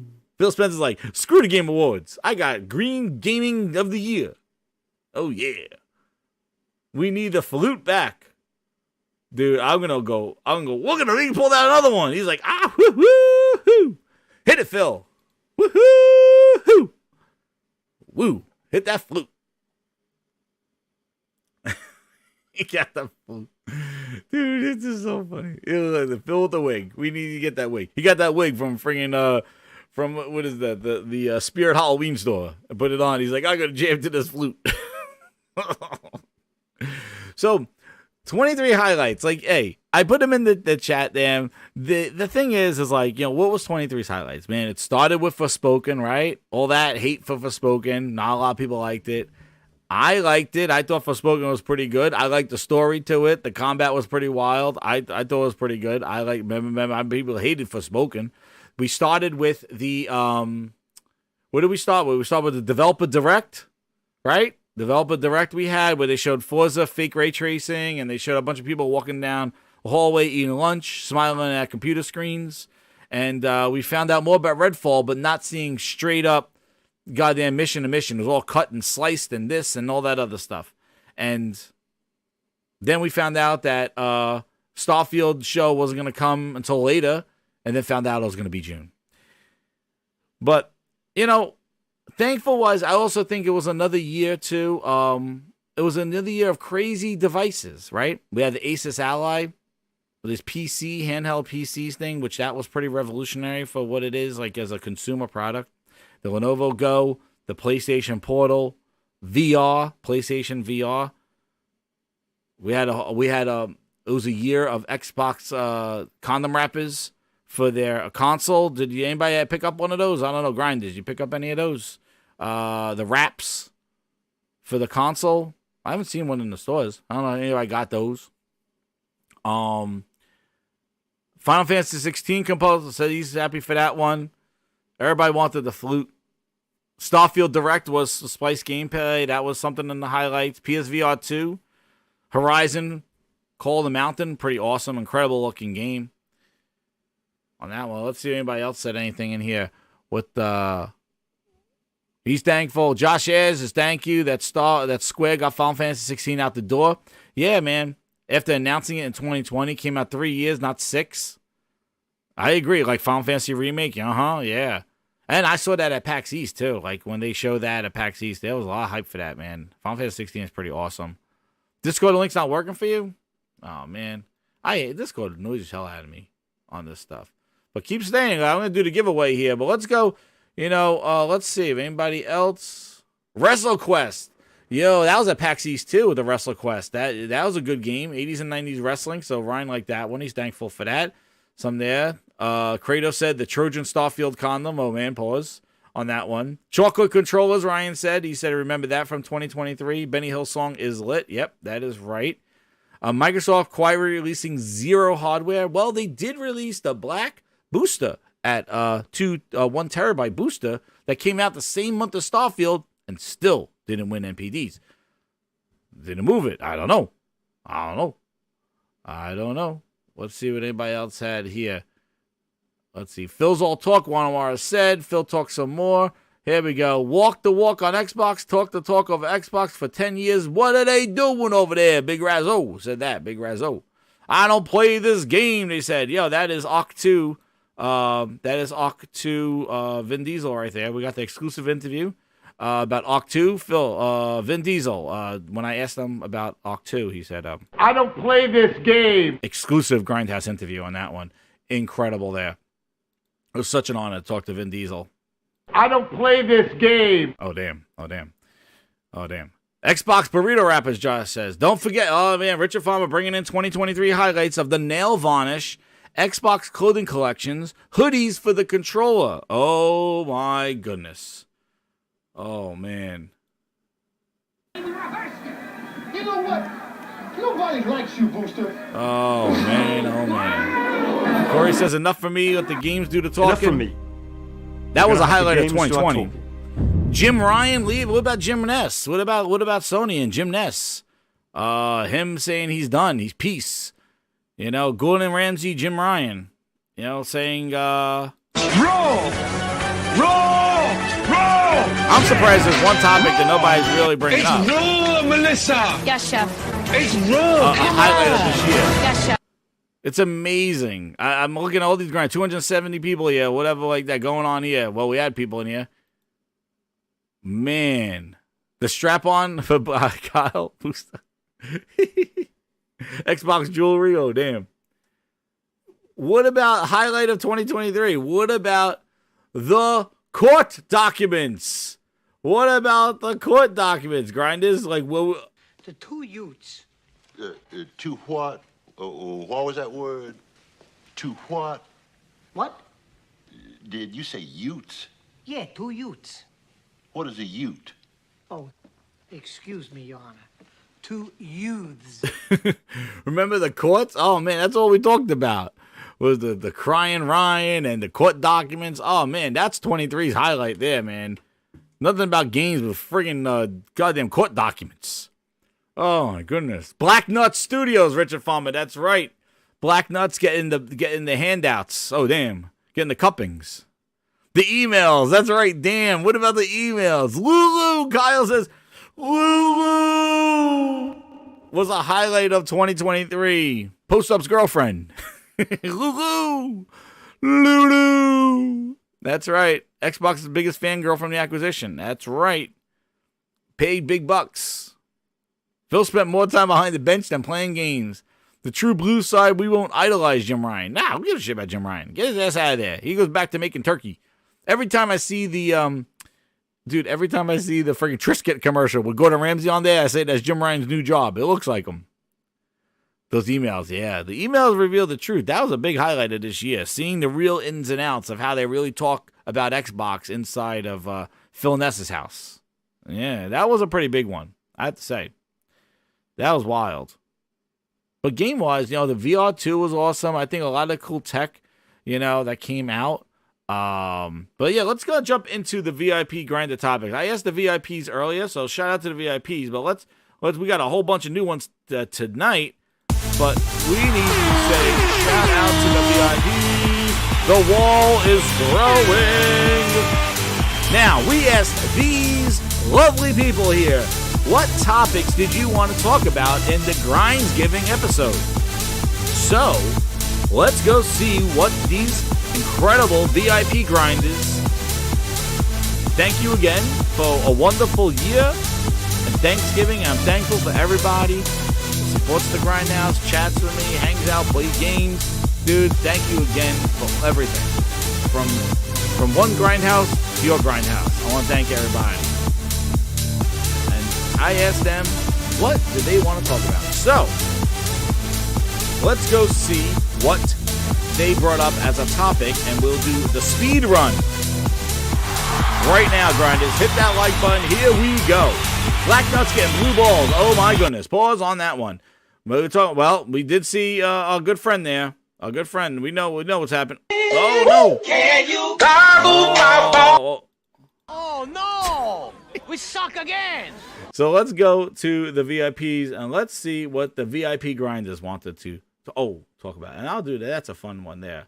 I'll show that video on that one. Let's see what the VIPs wanted to chat about here at the Gaming Grindhouse. Let's see. Oh, not that one. Your channel. Here we go. Hit that subscribe button if you're new. This is the Gaming Grindhouse. This is GrindsGiving, and we are listening to the VIP grinders. So let's post up this one, and let's see. GrindsGiving, let's see what they said. Oh, man, we got more people shout out in here. Okay, let's go. Let's see. We asked the question to the Gaming Grindhouse VIPs, and we asked them what they wanted to talk about on GrindsGiving, and this is what they had to say. Let's see. Ba-boom, ba-boom. Michael Moridian, he says, any thoughts about the Portal if you tried it out at anyone home? Last of Us thoughts. We did the Last of Us thoughts, the directly in Housemarque. Thank you very much, Michael. We did that. Plenty of stuff to talk about. Thoughts on the Portal after using it for a few days. Hey, I think it connects great at the home. It looks great around your network and stuff. Again, it is such a very unique device in the sense of streaming. I'm not a huge streaming proponent. I'd rather play stuff natively. I'd rather do that because there's too many challenges with infrastructure and connection. I had some instances where I tried to connect to the PlayStation and my PlayStation was 3 floors down and it just locked up. So then I had to restart the Portal to connect. But when it works, dude, it's the easiest way to say I'm playing PlayStation away from PlayStation. So outside, when you hook it on a hotspot, it does work. However, you definitely see a dip in the resolution. But I gotta say one thing about that: the screen on the Portal is incredible. Thank you, Christopher. Thank you. It is incredible. And oh man, Zero Seal is just thank you to Destin and Phil for being a tool. Oh damn. But so it's definitely a unique device. I'd say $200 is probably the breaking point of where it should be. But over the time, it's a very one thing. Like it does one thing and it does it well when it works. But again, it's depending on networks. And you got to think about your scenarios. And I mentioned on Mooch's show, shout out to Mooch, on the Crossfire about the profile stuff going on, where if you have multiple profiles on a PlayStation, you cannot access those profiles while you're on the Portal. You can't switch. So that's something just to keep in mind. So your scenarios, if it's just, hey, I want to play my game somewhere else, this is the best device for that. It's better than the strap-ons for the phone, than getting text messages and notifications while you're trying to play a game. If you just want to play games and take your PlayStation on the go and you have ideal networking, it's not bad. It's not $350 Logitech G Cloud, where not only do you have to buy the G Cloud for $350, but then the thing is useless unless you subscribe to services. Like, see, there where people go, I don't understand the G Cloud and the portal. Well, first off, the G Cloud was $350. You could buy almost 2 portals for the price of the G Cloud, but the G Cloud was dependent on subscription services. See, this isn't. That's the one. That's why I think a lot of people are buying the portal, is because it's not tied into subscriptions. If you're a PlayStation, playing on a PlayStation, everything you buy, everything you own, everything that you subscribe to on PlayStation comes with you. Now, yes, streaming you can't do, but everything comes with you. There's no additional subscription to be had. You go buy a portal. You go buy a Steam Deck. You go, well, not Steam Deck, but you go buy a portal. I mean, you go buy the Logitech G Cloud. You go buy that thing. Now, $350, you got to subscribe $15, $17 a month for Game Pass Ultimate in order to play Xbox Game Pass. You got to subscribe to NVIDIA GeForce, $7 a month, and then buy games to access those. So that device for $350 is an Android tablet to play Android games on it. And it's $350. There's a difference there. The portal, it just replicates what you already own. There's no additional subscriptions. There's no extra things you need to buy. That's why people just like, yo, it's like just getting another controller which has a screen on it. And that's why I think it's such an easy sell to the PlayStation gamer, because it really is just another controller with a screen and you could take your PlayStation. But it's a one thing device right now. It's just for internet. That's it. So if your internet's spotty, do not get this. And if you could stream to your phone, you could stream, you could use Hotspot. If you could stream to Steam Decks, I use Shikiri. It's Shikiri, whatever the hell it is. I know it's been playing on both of them. There's less hitches and glitches on the screen going with the PlayStation Portal streaming-wise versus the Shikiri app streaming to a Steam Deck. It works. The Steam Deck thing works great. It works fine. But I know there's a little bit more hiccups in the gameplay than in the Portal. The Portal seems to have a more solid connection when it works. So that's my impressions on that. And thank you again, Michael, for that one there. But again, it's not for everybody. I'm not saying go get it. Look at me on a kayak. Look at me. Look at me. Look at me. Look at the kids. Look at me. Look at me. Look at the kids. I'm on a kayak. Look at me. Look at me. Look, I'm on an airplane. And then you can't use this on an airplane. Can't use this on a cruise ship, unless you want to pay for that Wi-Fi, hotel stuff. So there's a lot of things to think about. You can't just turn it on, throw it in the back, saying, kids, play on it, leave me alone, unless it's their profile. So you got to think about your use case scenarios. But that's an honest consumer purchase. I'm not here capping for it and say, you got to go get it. It's incredible. If you want to go buy something that's incredible, go get yourself a PlayStation VR 2 or an Oculus. And that's an incredible experience. A Meta Quest 3 or PSVR 2, now you're getting some crazy experiences. You want to do some wild stuff? There you go. You want to get something accessorized, take away your PlayStation, depending on a good network, then you get the Portal. But I think $200 is the cap. If it was any more, I think it would be a definite no sell. If it was a little less, that would be even better. But and hopefully they add more features to it. Moving up. What's up, Freddie? How you doing, man? Let's see. Next week's light news roundup. Yeah, we did the news roundup. Thank you, Newbrin. Happy GrindsGiving to Richard Farmer. For Brizzle! Speculate what games may be revealed at the Game Awards. This is the VIPs. This is what they're saying. Jez's own Game Awards. Yes, I'll be doing my own awards. Well, we'll do the voting on that one. I'll do the voting on that one. A console year in review. We did a little bit of that. Yeah, $200 is the right price on that one. Games at the Game Awards, I think just a quick Hellblade 2. I think Hellblade 2 is going to be there. That was the home of the reveal, so I think Hellblade 2 will be there. Maybe the God of War DLC be revealed. As for other people's games, I really don't know. Ryan, his daughter's getting MetaQuest 3. Yo, I like the MetaQuest is pretty hot. I like it. It's fun. There's some good games on there too. And a lot of stuff like you could add, like, Synchronize, my favorite. My new addiction is adding music to that. To my own custom music to that. There's just a website. You just download it right to the thing and you could just put custom music on there. It's pretty awesome. Synchronize, man. That's my game. I love that freaking game. That game gets you moving. That's my exercise when I'm not able to do my walks around the block. I do my synth riders. I love the music. I even download the soundtrack to Spotify. I love synth riders. I go from my PlayStation to my Meta. I have a building full of that thing. I love that synth riders, man. If that's on sale, go get it. Just buy it. You'll love it. If you love rhythm games in VR. That's an unsung hero there.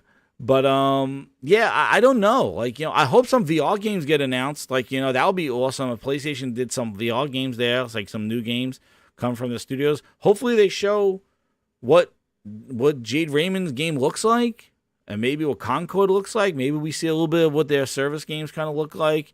Or like what studio's working on. I don't know how much of representation of a big PlayStation announcement will be there. We'll see. But if it was like this year was great in games, so I'm assuming things may be getting back. I know there was a lot of layoffs this year and stuff like that, but maybe things are getting back. We'll get some like big game reveals at this show. I don't know. I hope.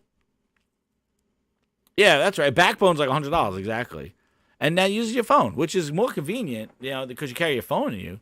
Oh, Synapse, I'm gonna have to get that. I'm gonna have to get that one. Concord's not gonna be there. ZX said, "Thank you." I was hoping that's something we see. I don't know about play. And I think Microsoft is going to have more. I think Hellblade 2 is definitely the big reveal there. Like gameplay. They better show it. I think what else? Death Stranding 2. There it is. 4-star journal. Thank you. I knew there was something else. Death Stranding 2. That will be there because, Jeff Keighley loves himself some. Will Silent Hill 2 be there? Ooh. Will Silent Hill 2 be there? I don't know. That's another one that may be there. But Death Stranding 2, I think, will be there. And let's see. Let's see. Neil says, "Sweet, I want to know what when it is so I don't miss it. Any topic gaming, cool with him." So Neil was satisfied. VIP is very friendly. The grinders, you guys are great. As I say, you guys are great. You're just chilling, hanging out. Good stuff here. Let's see. Thoughts on Wolverine news and the first quarter game. So we know, like, Helldivers 2. Maybe there'll be more of that. Grand Blue Relink and Final Fantasy Rebirth. Yeah, Final Fantasy Rebirth. Oh, man. You bet your ass will be there. That's right. Rise of the Ronin. Stella Yams. I don't know, man. And will Microsoft announce their other thing? Like, maybe they'll do it. I think Microsoft's going to do a Dev Direct. They may not announce it at the Game Awards, but they might do a Dev Direct and talking about Hellblade, Avowed, probably doing like a kind of a highlight. That'll be a good cadence if they do that. But Final Fantasy Rebirth, 7 Rebirth, I think we've seen enough. I want that game. I got to finish the other one. I got to finish Final Fantasy 7. And then Helldivers looks interesting. Helldivers 2 does look interesting. And the Wolverine, dude, like they said that it may not come out this year. I don't think GTA 6 is going to be there, though. I don't think GTA 6. I think they're going to have their own thing. But I think they're going to have their own thing. I think definitely Sony might have something with them. Oh, PlayStation 29th. Did Dev misdirect? That Phil's retirement? Oh, damn. Predictions. Oh, we have plenty of time for a prediction show. We have plenty of time for a prediction show. PSVR 2 sales? Yeah. I wish there was a bigger sale on the PlayStation VR 2, and I wish there were more demos in the stores. But again, I know with everything going on, these stores are really hurting going on there. But there are some big PSVR 2 sales. There are some big ones. There's some good sales going around right now. Black Friday sales. I saw there was all the sports games are like $30, $25. There's Assassin's Creed, I think, is on sale. On this sale, so yeah, definitely check out the Black Friday sales. They're live now, so you can check them out. There was a couple of games I was thinking. Speaking about Star Wars, I know Kyle's talking about Star Wars. Star Wars Republic 2 is on sale. I think it's like $40 on that one. Also, the PlayStation has their sale.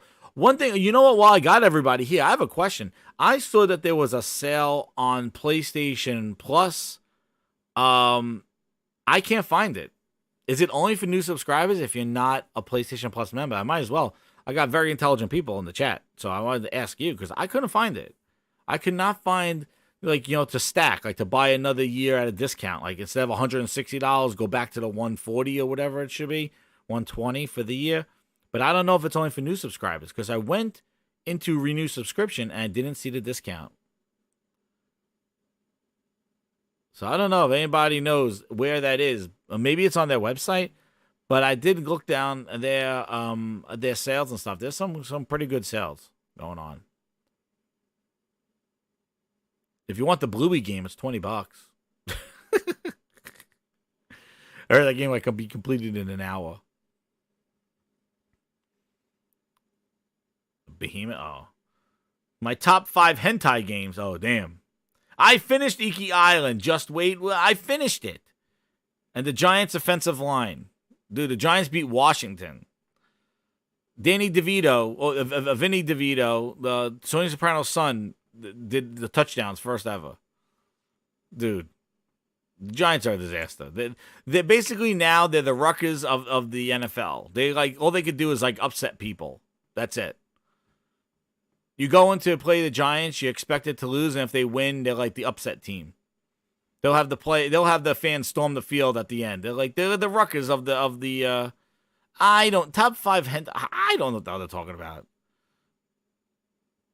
You get 30% for upgrading plays. Oh, but what happened, Lord? But what happens if you're already a PlayStation Plus subscriber and you're at the top?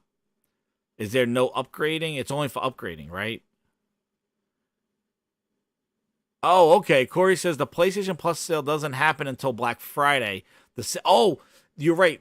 Thank you, Corey. So they listed it all, but that doesn't get active until Black Friday. But they already have some games already on sale. Okay, gotcha. Yeah, Amazon. You got to look. Amazon sales for PSN Wallet. Okay. It's not for stacking, Gamerlite. See, that's the thing. Target, yes, I saw that one too. Skyjump, look at the grinds. Putting all the great sales in the chat. This is the greatness. Target, buy $100 PS $15 gift card. That's a good one. That's a good one. GameSky, that's a good one. GameSky. That's a good one there. You get nothing. I get nothing. You get nothing. I know, I'm stacked until next year. But it was crazy. It was crazy how when I saw that again, I was like $160. I'm like, oof. I forgot that price dropped. That price went up, man. PlayStation increased that price. They should drop the PSVR. I thought it was going to be on sale. That was a bad prediction on my end. I thought that February was going to be a soft launch, right? And I thought they were going to ramp up the launch of the PlayStation. They had a lot of great games for the VR in October. But then, no soup for you, right? Oh, that's what I got. I got no soup. There's an unannounced PlayStation Plus deal later in this week. Okay. Controllers are cheap. Yeah, $49. But, I thought that they were going to ramp up the VR sales. And when I saw that guy's comment about, we're just putting it out there, it's just an accessory, on the thing. I was like, okay, well, they're not pushing this one as hard as they did with the first one. They're putting the games out there, but they're not trying to make sure that everybody owns a VR too. So that's what it seemed like from what they said. Oh, there you go. The Kick Springs Lounge says PlayStation Stars. Is it a pointless venture? If not, how worthwhile is it? And what's the best to capitalize on the currency for savings? You know what? Kipling, I'm going to tell you something. That PlayStation Stars capped out at 4. They need to add more levels because I've been capped out at level 4 for a long time. Gamerlight, now, there is a hope. There is a glimmer of light from Gamerlight. He says, I'm probably wrong on the stacking. Then Corey says, you can't stack PlayStation memberships anymore. If you buy another year, it'll block you from buying. Oh, damn. Jim Ness. He just came in there and he was just he took his quality flute home. Oh, damn. Oh, damn.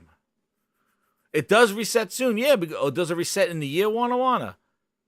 Because, that's the thing. I want to know if it resets. Because, I'm locked at 4. You get a couple of points. I like getting the little, and that's another thing. You can't share your little trophy room, those little things. I got them, but it's in the app. They need to add that to the dashboard. Or like when you click on somebody, you go to their trophy room and get to see the little achievements that they had. It's a cool way. What's up, True Witty? How you doing, man? It would be a cool way of sharing like your achievements if you could see the trophy room that they have and what little things people did rather than in the app. I don't know. They need to put that. PlayStation Stars was interesting, but they need to roll it to the not just the level. They got to roll that whole thing to the PlayStation console. Not watching that stuff on the phone. So read that one. True Witty with the news roundup, and True Witty enters the chat at the same time I get to his VIP contribution there. But it doesn't. So it resets next year, and then I got to earn my levelness again. Okay, gotcha. All right. Interesting. So, but yeah, those are all the topics. Let me refresh it, see if there's anybody else with any more. We kind of covered a lot of them. There was a lot to talk about there. Oh, damn. Just Wait just ended when I skip over this one? Oh, yeah. Oh, wait. I skipped a couple here. Possible roadmap for Sony's first-party games. Yeah, I think we kind of went through it. Like, now we see Last of Us there in January. We're going to see, see when the Concord and the other ones kind of roll out. But that's kind of the thing. Like, where's that roadmap? Like, I've been saying, like, I want more. I want more of that roadmap. It would be nice to see. I'm excited to see what I'll be playing there. We talked about the Black Friday deals. Madam Web new movie trailer. Yeah, it does look a little... I don't know, man. My VR2 game of the year, I love Synth Riders. Synth Riders and Horizon were my two highlights. I did like the Walking Dead game for VR2. The Walking Dead game was pretty good, the remake of that, and the sequel, The Saints and Sinners. But it was a little much for VR, like a little much. Like I loved it, like how it did that roguelike type thing, but it was very hard.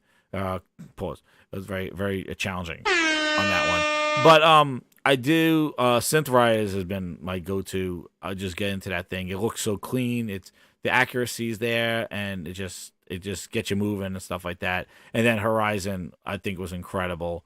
What they did there, and I want to see more of that. I want to see more of Sony's first-party offerings of VR exclusives that you can't get on a Quest. And I want to see that. I don't want to just see Quest ports. I want to see what Sony's contributing to this as well. So we'll see if Fire Sprite does more on that one. With this one, which Xbox influencer or troll do you think goggles fills? Make it a community poll. Nah, just wait. I'm not being messy.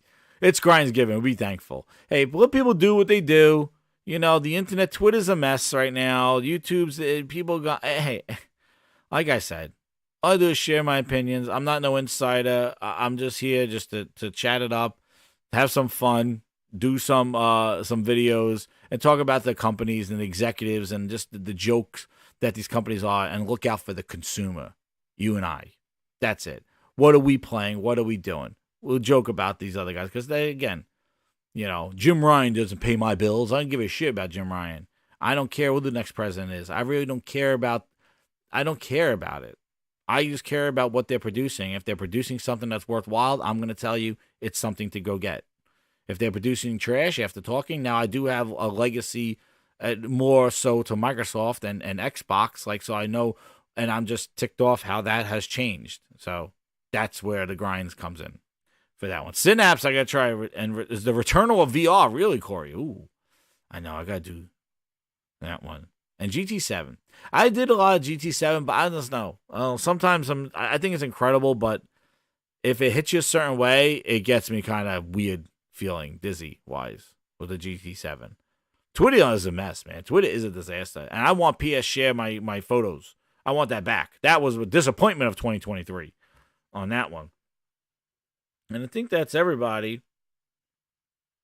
on that one. But yeah, I want to thank everybody for contributing to that. And then here we go. And then for the giveaway, if you have not noticed, I've been dropping some hint to the grinders in here. And those that have been paying attention, if you can, let me know who got it. Is this the right one? Is it a L or a C? Oh, damn. What is this one? And there you go. Let me know. I want to just say, here we got some quote. Ryan saying, predicting Nintendo announces new console. Dude, yeah. Next year, I don't know. I think Nintendo's going to ride it out. Probably in the spring, they may announce new console. I think they're going to be pretty close to when the new console is. They'll probably do like, I don't know. I wonder if Nintendo, they had two pretty big games. Super Mario RPG, I didn't get to play yet. Gaming with JR got it. Oh.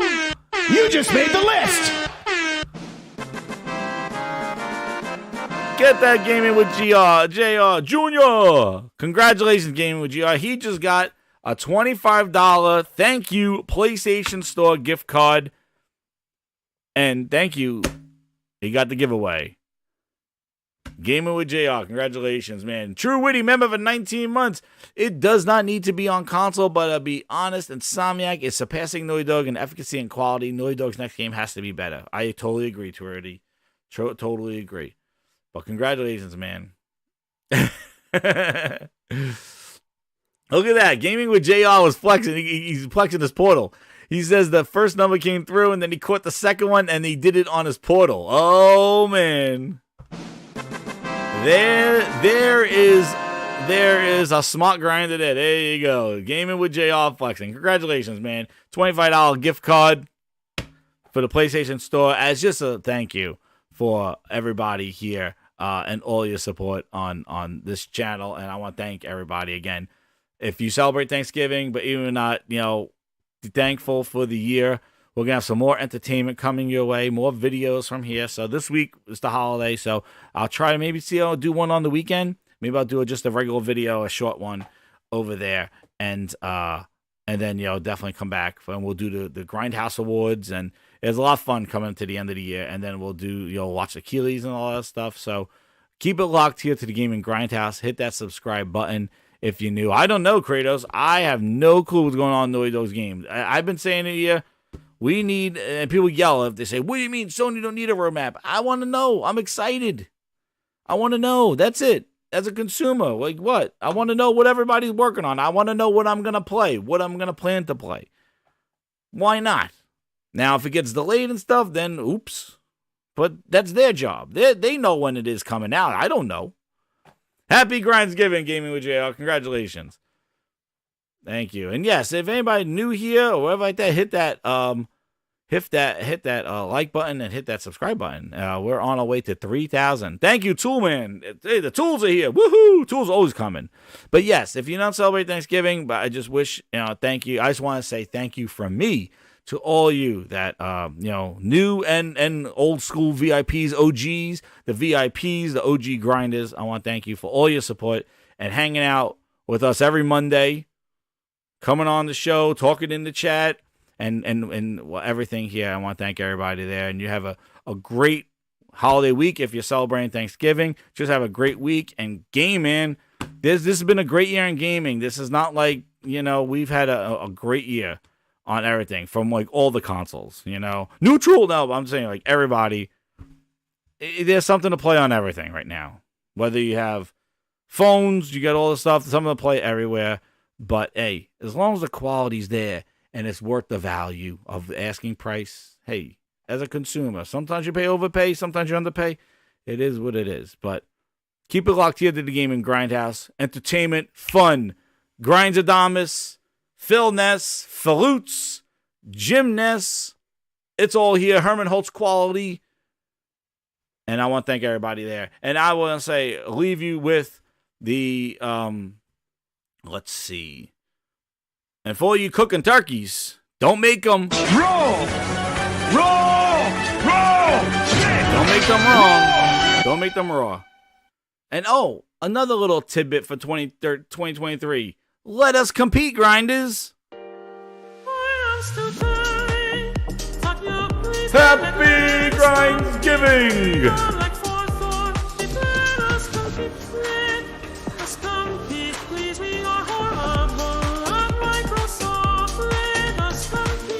And it's all brought to you by...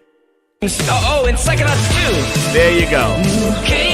Thank you again, Grinders, and happy GrindsGiving! Another successful GrindsGiving in the books. Hit that like button, share it out, subscribe to the Gaming Grindhouse, and good night, everybody. Keep on here for more videos and entertainment's coming your way.